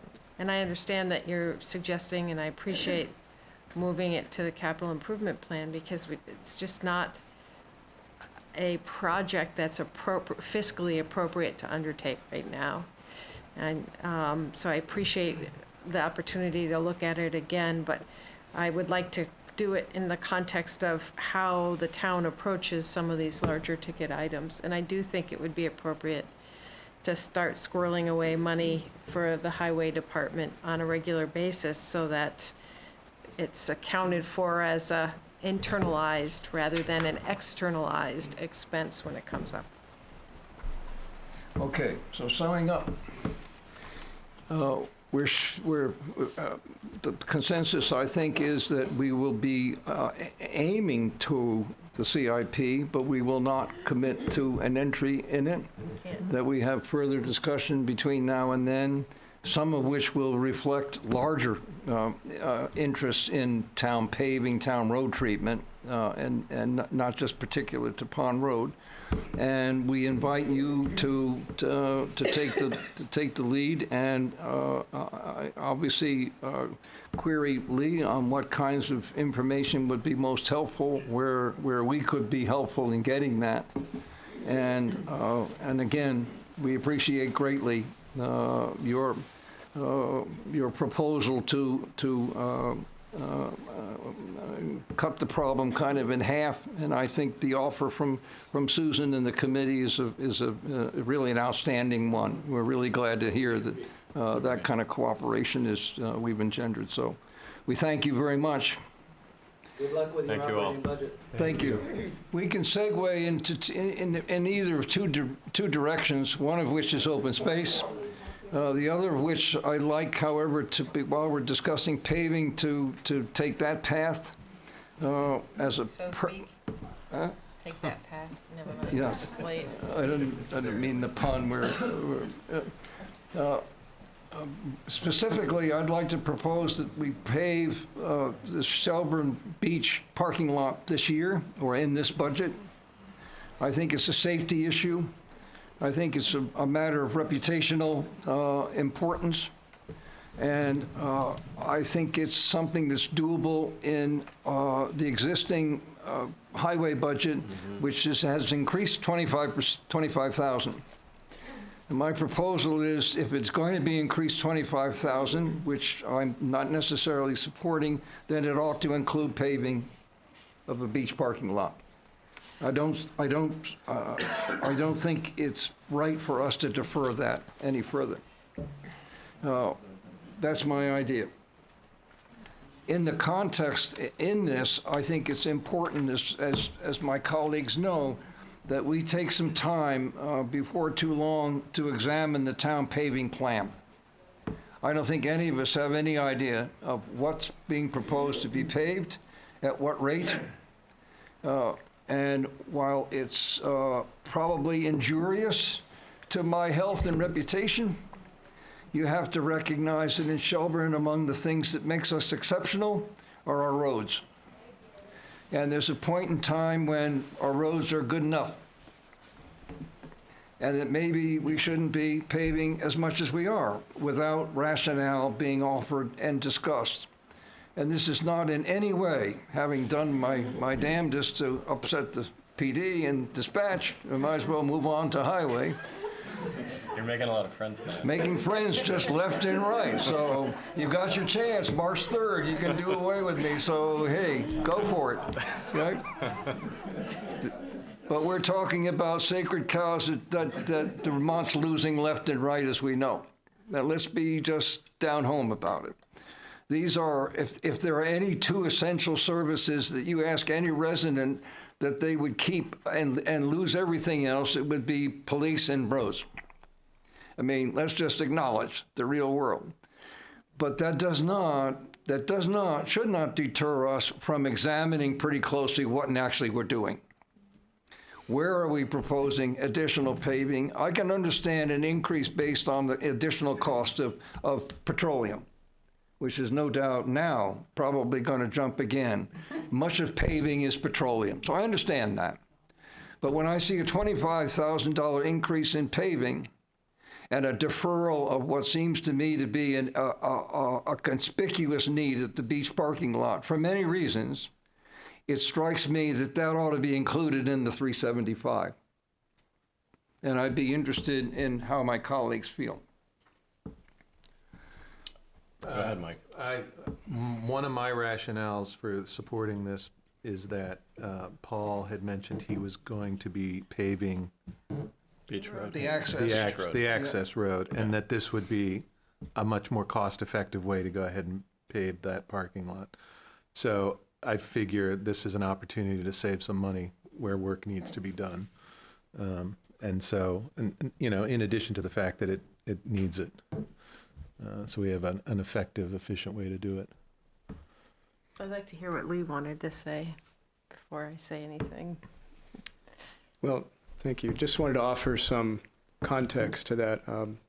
I may be wrong. It's my understanding that we were not proposing to pave Beach Road this year.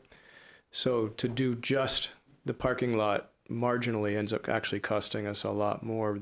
Another question to consider, and notwithstanding the need, is that if hypothetically we might be building a new beach house in a couple of years down the road, and again, I understand there's no guarantees that that'll ever happen, but if we were, we're now bringing in a lot of heavy equipment and construction. We're just going to ruin what we just paved.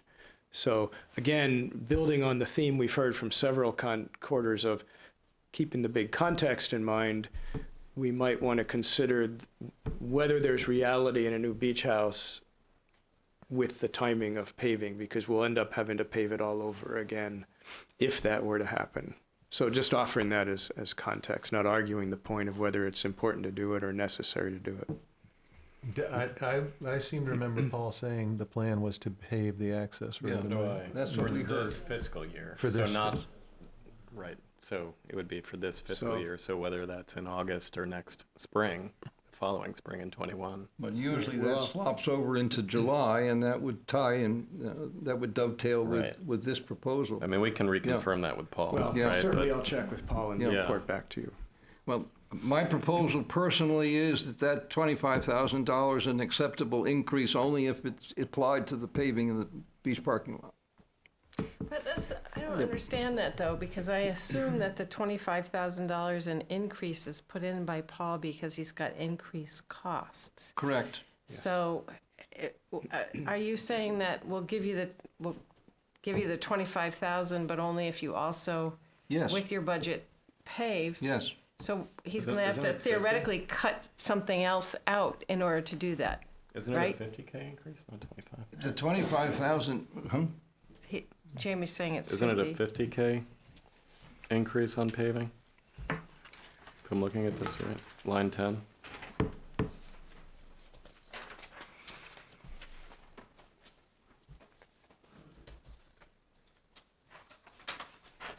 Just want to make sure Yes, we're all speaking the correct. same Yeah. numbers here. Okay. he's Based got, on increased costs. he's got increased costs based on material, expectations of material costs already in there. Right.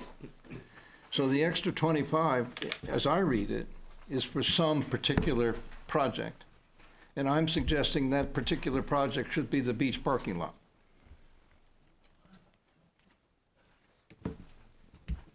Now, I realize that steps on Paul's toes, clearly, but absent a paving plan, we don't know to what extent or how. And it seems to me this is a case of conspicuous safety problems, much less our reputation.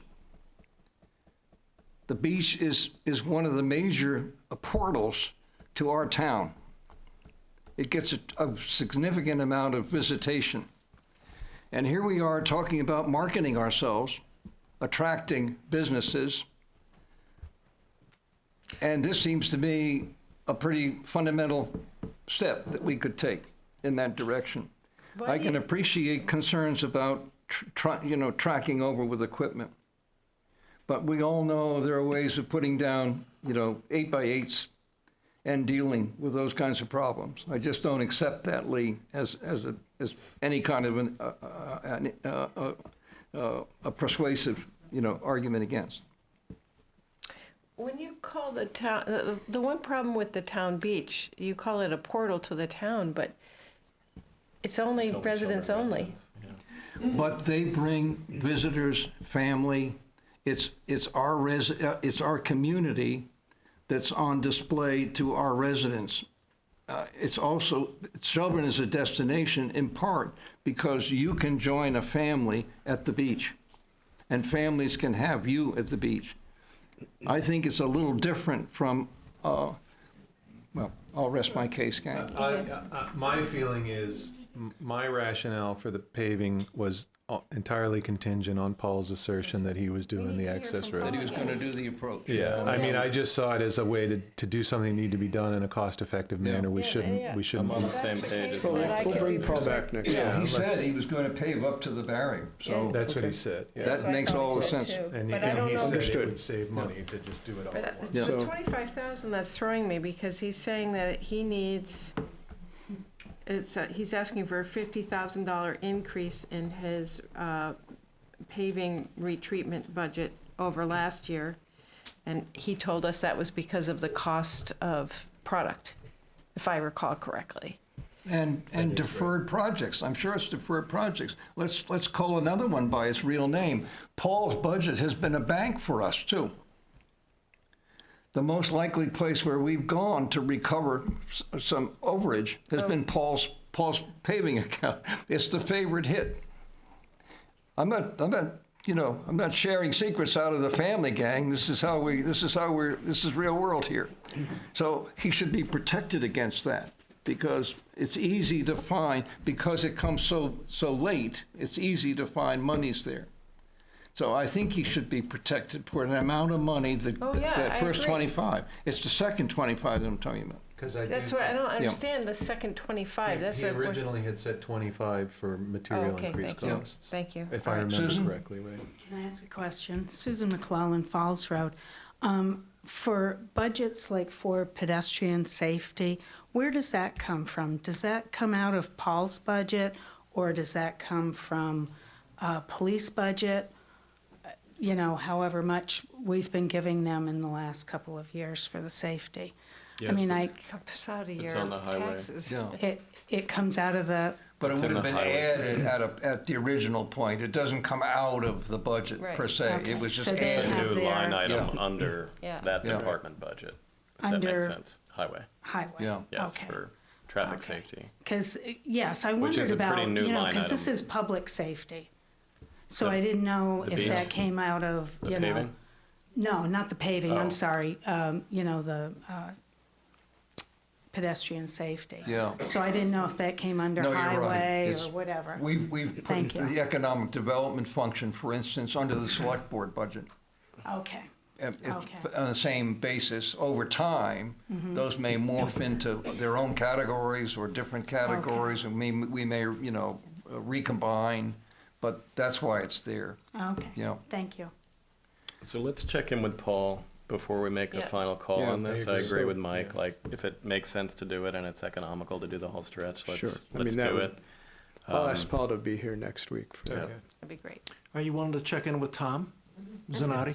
Yes. We were just thinking, let's check in with Well, Tom. thank You you. read our minds, Tom. You know, using Beach Road and, you know, the beach itself, and our kayaks are in and out of there regularly in the summer.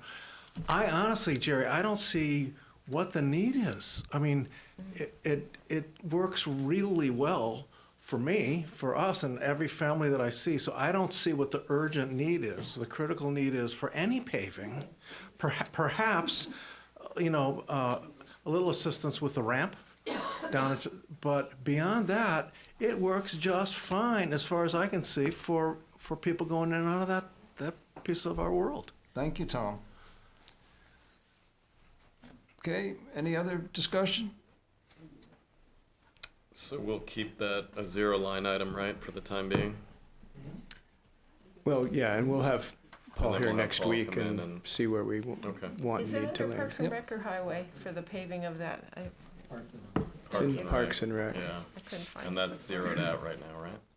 Yep. Okay. At least- it is at under- least okay. temporarily. I'm sorry, I thought that was part of the, okay. It's zeroed out under Parks and Rec, but you were proposing Putting taking it- that's what dollars it is. from the highway Yeah. paving Putting budget it- I to see. Right. prioritize It's been put it. into capital improvement. It's been delayed, So- you know, it's been deferred Okay. altogether, Yeah. so it's out. Okay, yeah, I think we're in a good What place line on there. Parks and Rec? Can somebody tell me? I don't see it. I Because know it was zeroed out, but is it 8 beach capital? 26, 26. There it is. Thank you. got it. Okay, next up, open space.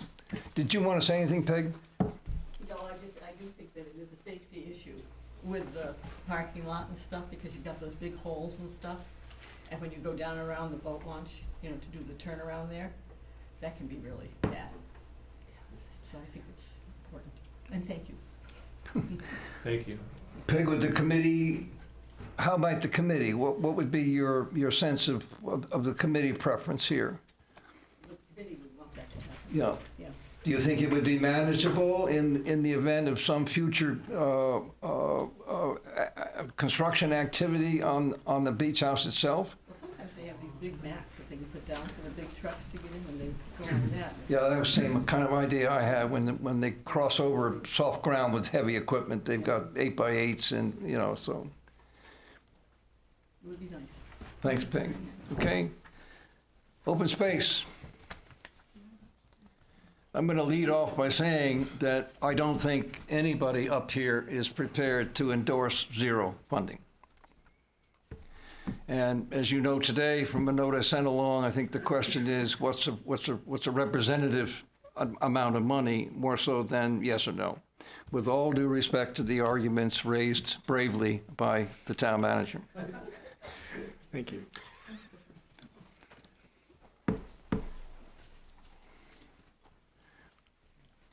Well, first of all, I thank you all for your support of open space, and I think it's because you all recognize the value of not open space, but conservation to the town of Shelburne. We have been having a vote on the open space fund since 1994, I believe it is. And in that amount of time, we have spent, in terms of town money, $1,052,441, and that has leveraged $5,253,000 from other organizations.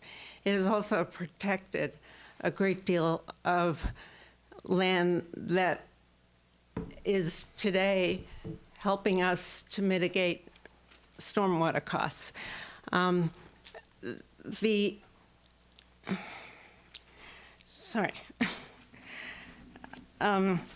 We've saved 863 plus acres. There are two properties that I'm not really sure of the exact size of them, but I would say if you come and put it all together, it'll be approximately 900 acres. Those acres raise the values of properties around them. They provide a place where everybody in this town can go freely for less than the cost probably of a one-day admission to a state park, and they can bring their whole family, and they can do it every day of the summer or fall or winter or spring, and there's no additional cost for them. But most of all, we have a town that's really renowned for its quality of life, and that quality of life is supported by having places that people can go, places that protect the wildlife that's here. We have a number of remaining open spaces that contain undisturbed forest land. Forest land and well-maintained agricultural lands are among the best ways to be able to offset any future pollution costs to the lake, and we know that we're mandated to be able to do that. So there is a tradition here in town of supporting open space ballot items. And those ballot items, you've seen the statistics for how many people in town support that and how important it is. People in town have voted for that every year. By voting for it, they're giving you a message, and you're our representatives. So I think you want to really follow that message. The same people did vote for the library, knowing what those costs were going to be. To set a precedent today of zeroing out that budget, and I appreciate that you said that you're not going to do that, just opens the door to continuing to say, we have a lot of expenses this year, and we know we have a lot of expenses every year. The monies that I described to you before, the $5 million that we've leveraged and the $1 million we've spent, have been done at no bonding cost to the town. Because this open space fund serves as a savings account, that means that we can act nimbly whenever the opportunity comes forward. Sometimes those opportunities take 14 years, sometimes they just take a couple of months. And the development costs here in town are high. The development pressure is high, and we need to be prepared to be able to save the remaining forest corridors and wildlife habitat that remains here so that we can protect this town and what legacy it offers for the future. Thank you. Thank you, Gail. You know, I think one of the points about the open space fund that's not often made is that it is a reserve. There's no question. But unlike a cruiser that's going to record so many hours, or unlike any other capital asset that has a known shelf life, we don't have any idea when the reserve is going to be needed, because it's a question entirely of real estate opportunity. And for that matter, I think you've got to guard it in an extra careful way. Secondly, I have a native feeling that once you zero something out, it's doubly tough to put money in back the next year. I think there's great value in continuity. I'd be interested now in my colleagues. My proposal to my colleagues is to fund it at a minimum 30,000, and we'll go from here. Mike? I'm curious, though, before we talk numbers, are we still contemplating this as a separate ballot item? Because there was some discussion about trying to roll it into the budget. My sense of that is it doesn't matter. I understand, Gail and I don't completely we don't completely share the same idea here. I understand the pros and cons, but whether it's a ballot matter on a ballot or whether it's in the budget, we still will calculate it in the expected tax rate. It doesn't make any difference to me and shouldn't make any difference to the taxpayer. We're presenting a budget that includes whatever is in that warrant article. Which we've always done, Yeah. right? That would be consistent Yeah. with. What do you mean, though, it's included in the tax rate? We haven't been discussing any amount for the open fund in the projected tax rate. No, whatever the no. rate is, whatever the cumulative rate is that's We'll present it approved as by the such. voters, Yeah. that includes I see. Yeah. Okay. any allocation. So to the taking, space fund. seeing it from that point of view, Mike, it's irrespective. I have no problem, again, it might not be a popular view. I'm no problem saying I'm a huge fan of the open space fund. I think that we're under a lot of pressure in Shelburne. I think if we don't act aggressively and be really front-footed about it, we're going to regret it. I grew up in a town that I moved to my house because it reminds me of the house I grew up in, and that place is gone. And you can't, it's paved over. And not that Shelburne's going to be paved over. Well, clearly not anytime really soon. But Not before we do the beach parking lot. but I think there's a lot of opportunities to preserve the stuff, and we should really be thinking about this before we regret it. I also hear a lot of people from across age groups, income groups, political affiliations supporting, not everybody, but a lot of people support it. Because I think a lot of people realize this, that if we really want to preserve the rural character of our town, we need to put our money where our mouth is. So anyway, how much money, we can debate. Would you like to comment before Susan and Mary have an opportunity? Yes, please. Susan Megenberg, member of the Natural Go ahead, Resources Jamie. and Conservation Committee. As an ecologist, I could stand up here and talk about the ecological value of open space and habitat, but I think that's been covered in other meetings, and I think people are on the same page about that. So I wanted to make a couple of different points and draw a comparison to this decision with the library in a couple ways. Like the library, investing in these programs benefits everyone and anyone who chooses to take advantage of them. So, and as we know, people do, and it is free when they visit the properties. And the library vote was 55% voted for the library bond and 45% voted against it. So it was much closer than the votes we have. Over the past 10 years, the average level of support for the open space fund is 64%. So we know it's generally supported. The library got built because we followed the will of the voters. I think we should be consistent in following the will of the voters.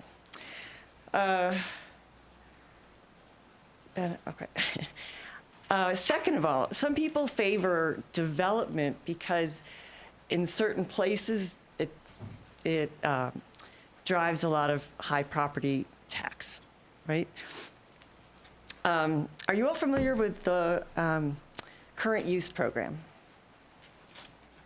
Okay, so this is where if agricultural land or forest land is maintained in its current use, then it is taxed at a lower rate. It's an incentive plan that was adopted by Vermont in 1978 to incentivize keeping the rural nature of Vermont and the working landscape. So it turns out that I learned that Shelburne has 49 properties enrolled in this current use. Some of the properties we've conserved with the Open Space Fund have gone into current use. So on the face of it, it looks like that's not a great thing because we get less tax revenue from it. But as I was going through the budget, it turns out the town has reimbursed every penny of that lost tax revenue from the state. And what's budgeted as revenue for this year is $130,000 of reimbursement.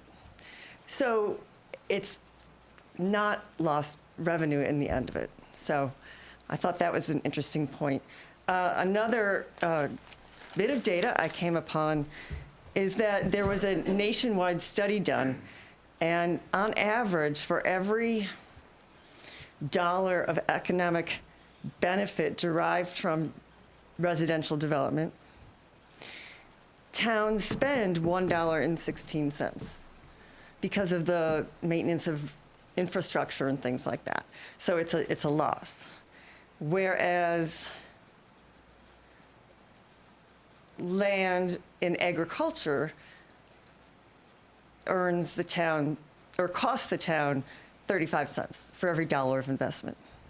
So the economic argument, to me, doesn't make a lot of sense. What else? One more point. At the bottom of the expenditure part of the budget, it looks to me like our budget is $38,000 less than last year, if I read it correctly. We asked for $30,000 for the Open Space Fund. So I appreciate that other departments and things are getting the squeeze. It kind of feels like we're being singled out, because that would be the lion's share of the budget reduction. So, thank you. Thank you, Susan. Thank you, Susan.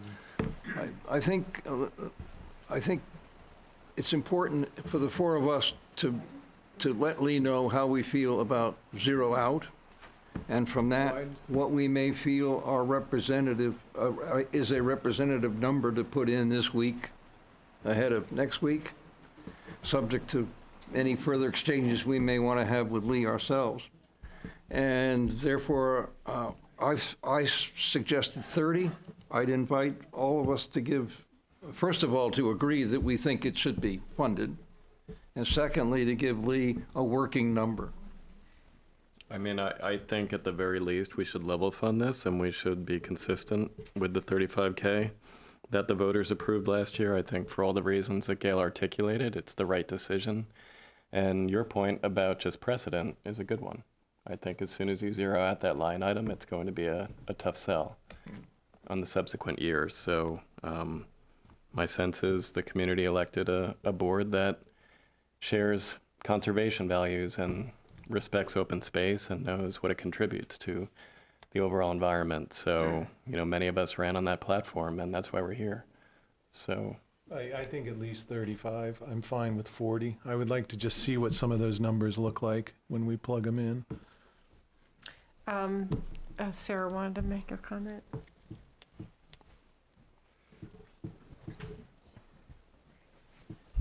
Sarah Tompkins, Falls Road. I'm probably not going to be popular, but I think that if you're cutting everybody else's budgets, theirs should be cut too. I think you've got to be fair to all of them. You can't just say this one's more important than that one. So I think I don't have a problem with the 30,000, but I think anything over that isn't being fair to all the other departments that we're having to cut. Thank you, Sarah. Thanks. Is someone else? Say something? Yes. Can you let us finish? Would you mind if we finish one more dollar figure here? Because we're starting to really push goodwill in terms of time. And we have economic development, and we have a few other things yet remaining. I guess I'm not as enthusiastic as Mike is or Jamie on the level funding of the open space fund. I'm all for it. But I really do think we have to put everything into context of where we are this year and where we've been. I mean, look at these tax increases. Every single year, there have been significant tax increases. And I sort of feel like, I'm not going to ramble on, but I sort of feel like we've approached this in a sort of a backwards way, where you have everyone come and tell us what they need and want, and then without any parameters. I know, Lee, you gave a parameter saying this is going to be a tough year, but I think we have to put every single request into that context. I'm thinking, yes, I would love a ton of open space. I'd love to pave Pond Road. I'd love to pave. I want a new beach house too. But we can't do all that. And I just think we have to pull the reins on across the board. I think Sarah probably said it more succinctly. So I'm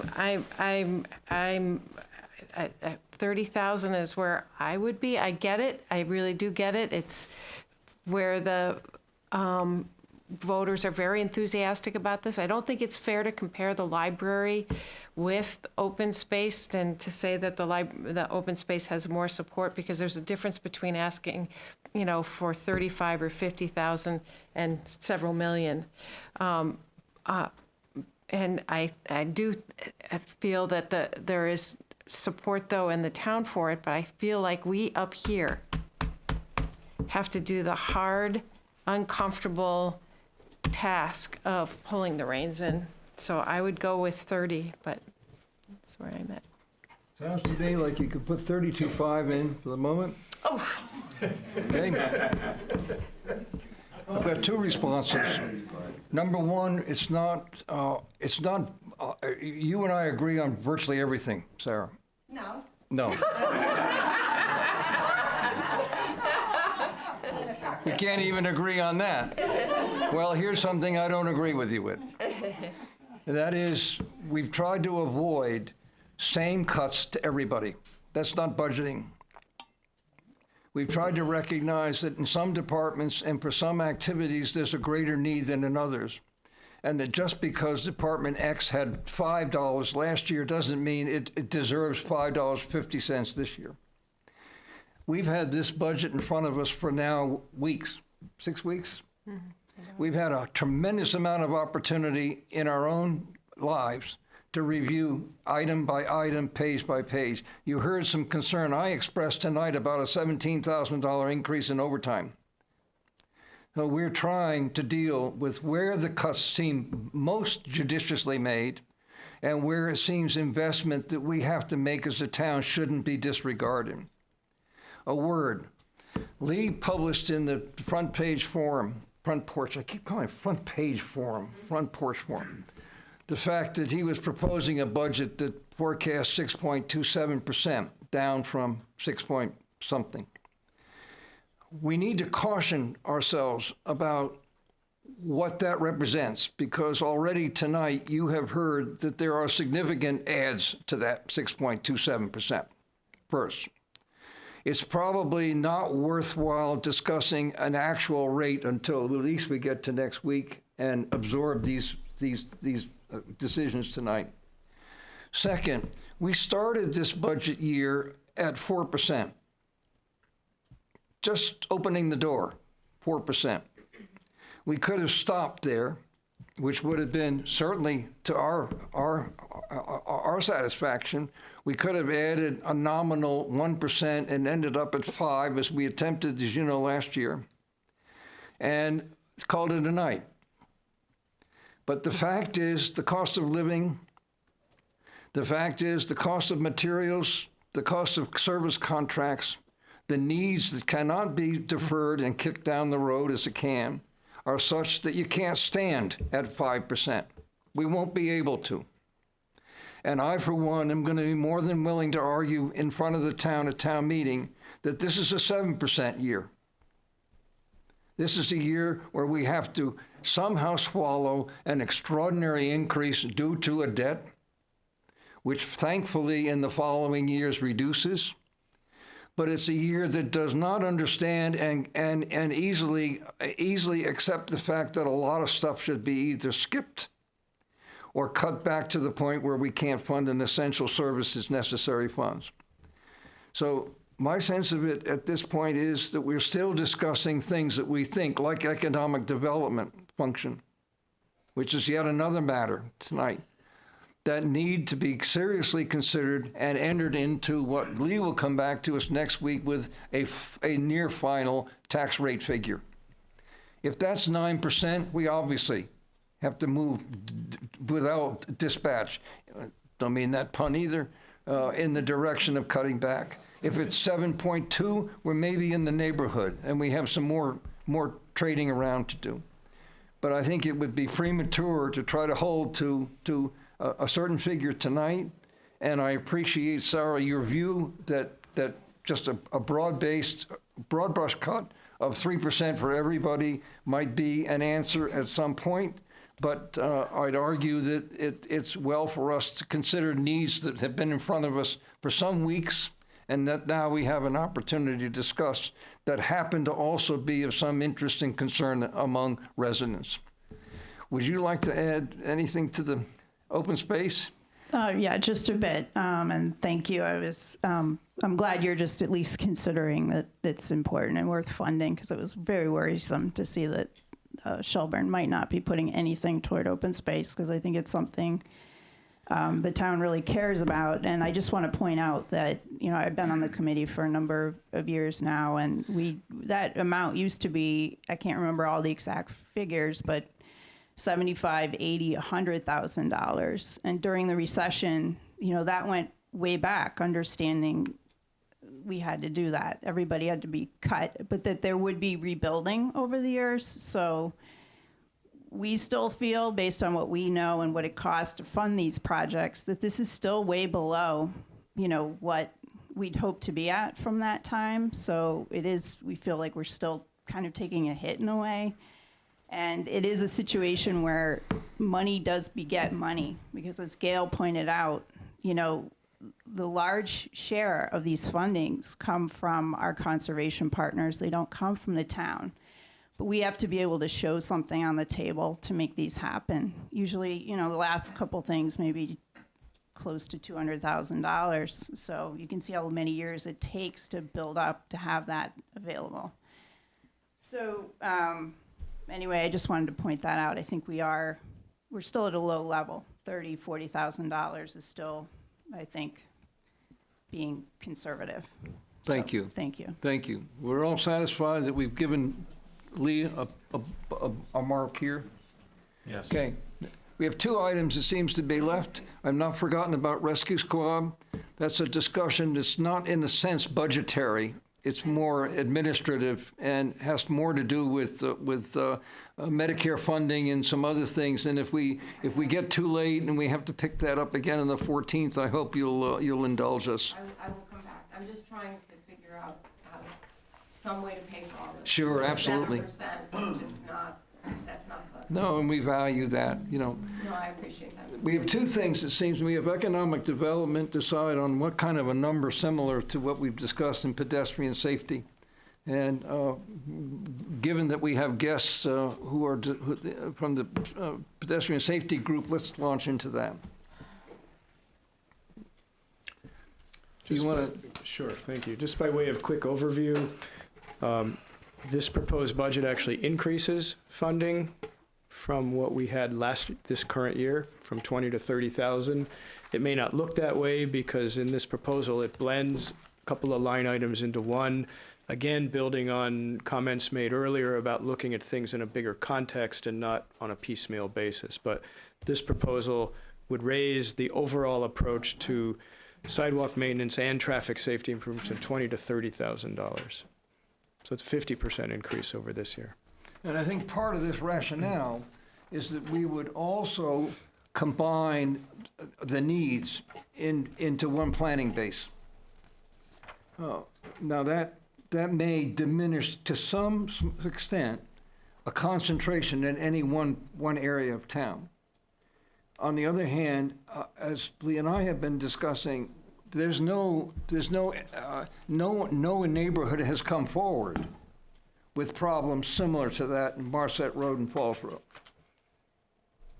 So it seems to me that until a neighborhood does step forward, as you did, and articulates what the specific problems are in their area, we shouldn't feel that one area is being somehow favored over any other, first. Second, it seems to me we should integrate sidewalk and traffic controls and safety measures in one package, which is townwide applicable. And I think that's what Lee has taken steps to do in terms of the budgetary entries. Would you like to respond?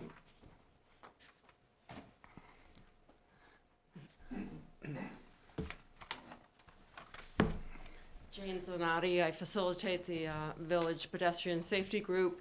I guess I have more of a question than anything, but just a comment too about the neighborhood concept to what we've been working on. While it's true that our committee are residents of neighborhoods that are in the village, Marset and I think it bears repeating that Marset and Falls Road are major arteries in our town that carry a tremendous amount of traffic through and to the village, and so it isn't just a neighborhood concern. It's a town concern. So that being said, I guess my question is, the one line item budget, which theoretically makes a lot of sense in terms of an approach, what would be the process for how decisions are made about where that money gets spent? I guess would go to you, Lee. Well, I think that would have to be a collaborative approach, but for example, we know there are some fundamental sidewalk repair needs in the heart of the village. Those just need to happen. You've made a number of requests. There's been a request for a crosswalk by the school. There's been a request for a crosswalk, an additional crosswalk across Marset. We would need to take a fresh look at that. We looked at it a year or two ago with regard to site distances and Green Hill. And whether that makes sense. So, I don't have any predetermined absolutes, although I think some of the sidewalk repair, the school crosswalk, we'd take a fresh look at the Marset crosswalk. We could probably spend $200,000 just on sidewalk repairs in the heart of the village alone, and we know we can't do that. It's not an excuse not to do other things, but I think we have to work together to find the best ways to spend limited amounts of money, just like every other aspect of the budget. Okay. Sorry, you had to wait. Is the notion that line item 13 goes away? Is that sort of a... Which page? That it would get subsumed into line 12, yes. 9. If this approach were deemed acceptable. Okay, Kevin? Kevin Bemke, I'm the chair of the Bike and Pedestrians Pass Committee here in town. And I understand the rationale behind combining everything into one line item, looking under highway line number 12. However, for next week, I'd like to see that line item broken out because it's really not fair to lump everything in under one umbrella and give it basically to Paul to determine, or other entities here in town to determine what priorities and who's getting what money. So again, the Bike and Pedestrian Pass Committee came to you asking for $20,000 for traffic and safety improvements specifically on Bay Road. So we need to know, are we getting that amount of money or are we getting no money to put towards that endeavor? I have to believe we'll be getting some money to put towards it, but we need to know how much of that money we're going to have to put towards traffic and safety improvements. Again, under line item number 12, but I'd like to see that broken out. This portion will go towards the Bike and Pedestrian Pass Committee. This portion will go towards the Village Safety Group on Marset and Falls Road, and the rest will go towards Paul, sidewalk maintenance, obviously a big initiative, and other traffic and safety improvements throughout the village as a whole. So again, I'd like to see line item 12 broken out for next week.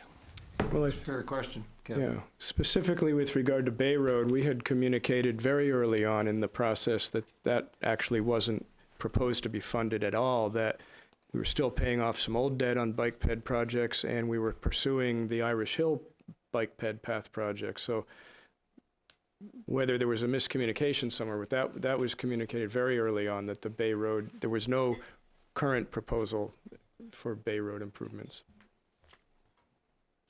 I think you make a good point, Kevin, that if we're going to aggregate in an item, we should have some breakout understanding, given the various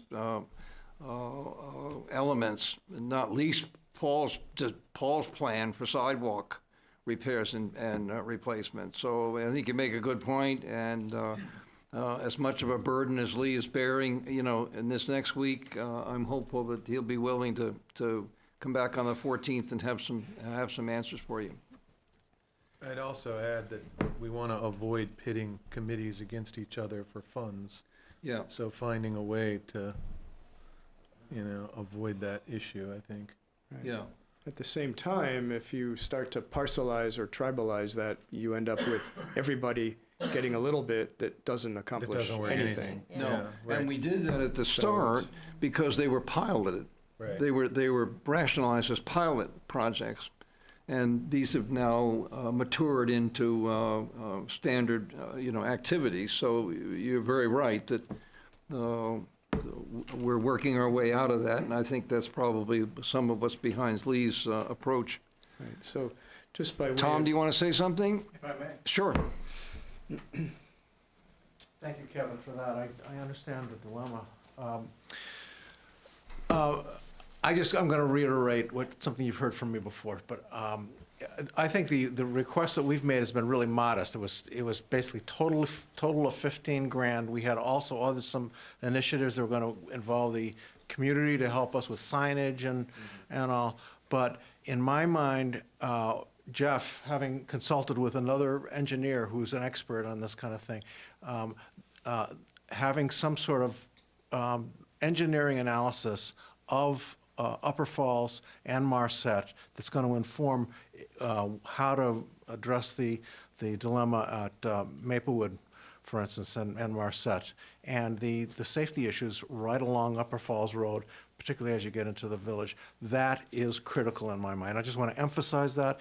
That 10 grand fits comfortably in that $30,000 budget, and I would hope that between that and a radar speed sign on Marset that was called for in another engineering analysis in 2016, that 15 grand is going to go a long way to help us figure out where we go from here. So my apologies about repeating this, but I really think that it fits comfortably within the 30K and gives a lot of room for other initiatives within the town. Thanks, Tom. Is there any other comment? Any other comment? Any questions? Our next item is economic development. Do you want to speak to that?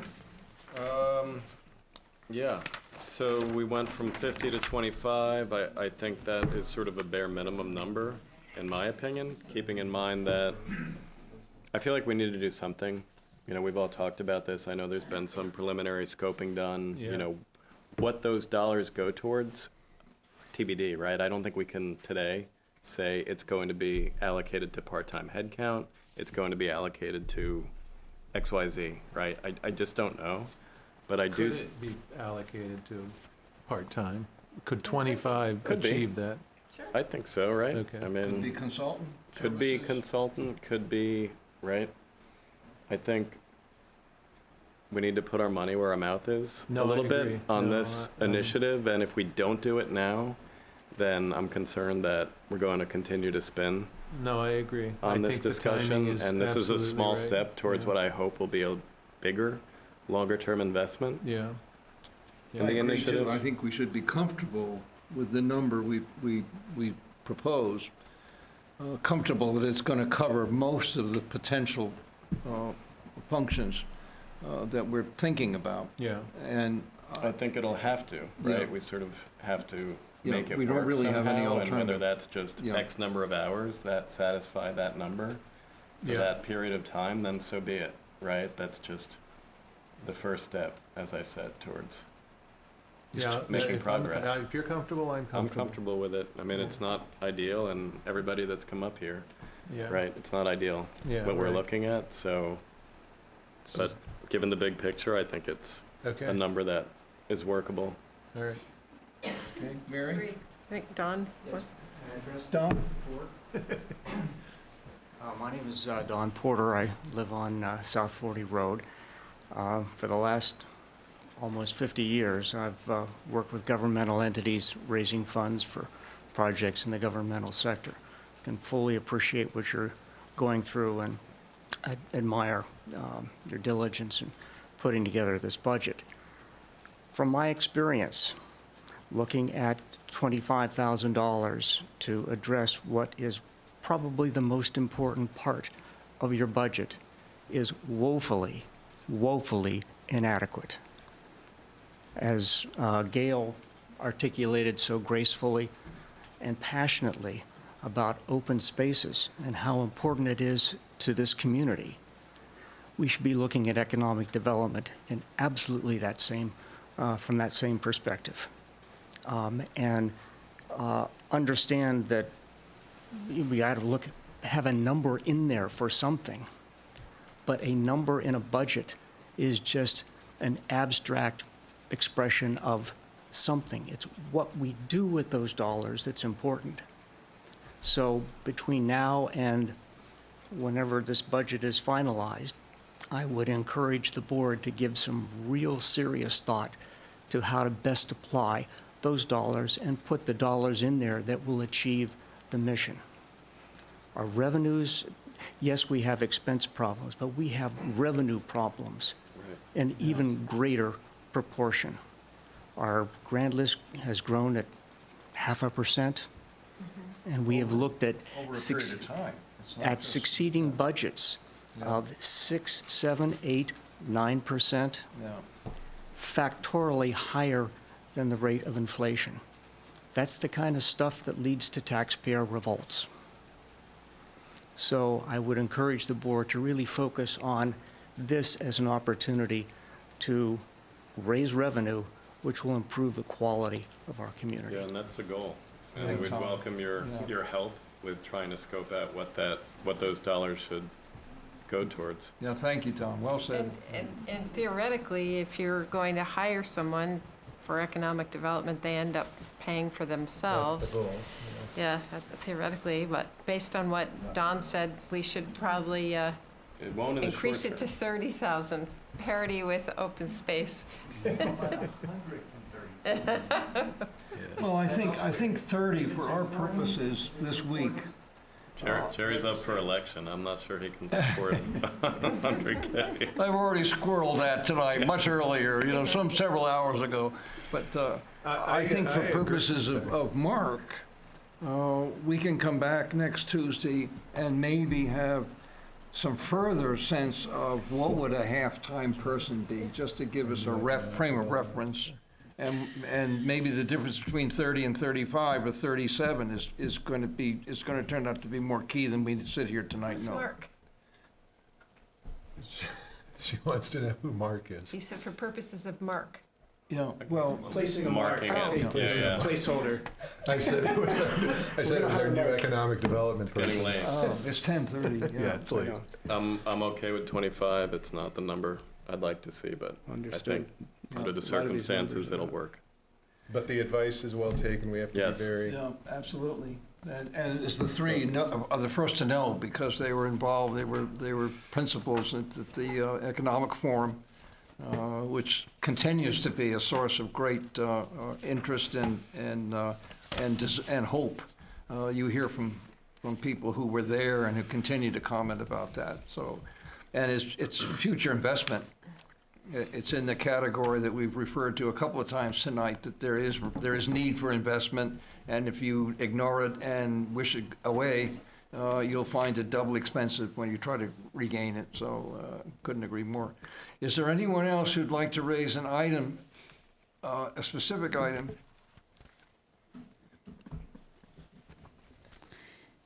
I wasn't planning to talk about this, but I always seem to be watchdogging this issue about select board salaries, which I see has been zeroed out. And I know that's something that the townspeople vote on, right? That you don't approve your own salaries. And I recall last year, I was the one who stood up and said, when this was proposed again, that we should not do this. And I remember the townspeople pretty unanimously agreeing with me. So I'm quite surprised to see it here again, because I think it's something that, small as it is, means a lot to people who might not have big means, but might bring some diversity to the select board at times when you have to pay for babysitters or a cell phone or anything that would make the job easier, and is just sort of an acknowledgement of the seriousness and importance in which we hold the job. So I'm just wondering why that's there.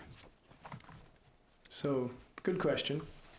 And no intent to thwart the will of the voters. It's there for the very reason you noted, that the voters have to approve it.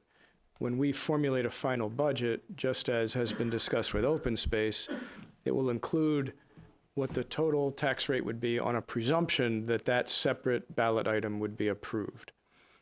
We can't set our own But compensation. the board can't set its own pay rate. So it's this odd kind of construct. It's kind of a fiction. I mean, there's either way has pros and cons. Do we put it as 0, recognizing it's probably going to be approved, or do we put it in? The point is that if it's not reflected in the budget, it sort of requires an affirmative It requires motion somebody to making make a motion. that motion at Traditionally, town meeting versus approving the budget. It's automatic. Yeah, I mean, I'm happy to put it in. I mean, I wasn't- understand her point, and I agree with you as well. I think it's a little smoke and mirrors to not put the number in there, knowing it's going to have a motion on town meeting day. Right. And ultimately, that will be reflected in the I also believe I was budget the last increase. person, I mean, this is like 10 or 12 years ago, who stood up and, proposed a raise after putting some time into seeing what other people around here pay their select board.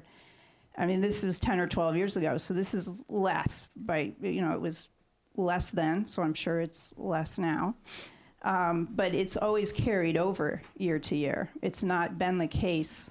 I mean, that number stood for many, many years, and the voters have just approved it, unless someone says we want more, which was the case I did. So I feel like it should be that amount, and if someone wants to dispute that or change it. Yeah, I tend to agree with you. Sure. I think we should just placehold it there, because there's just an awkwardness factor too.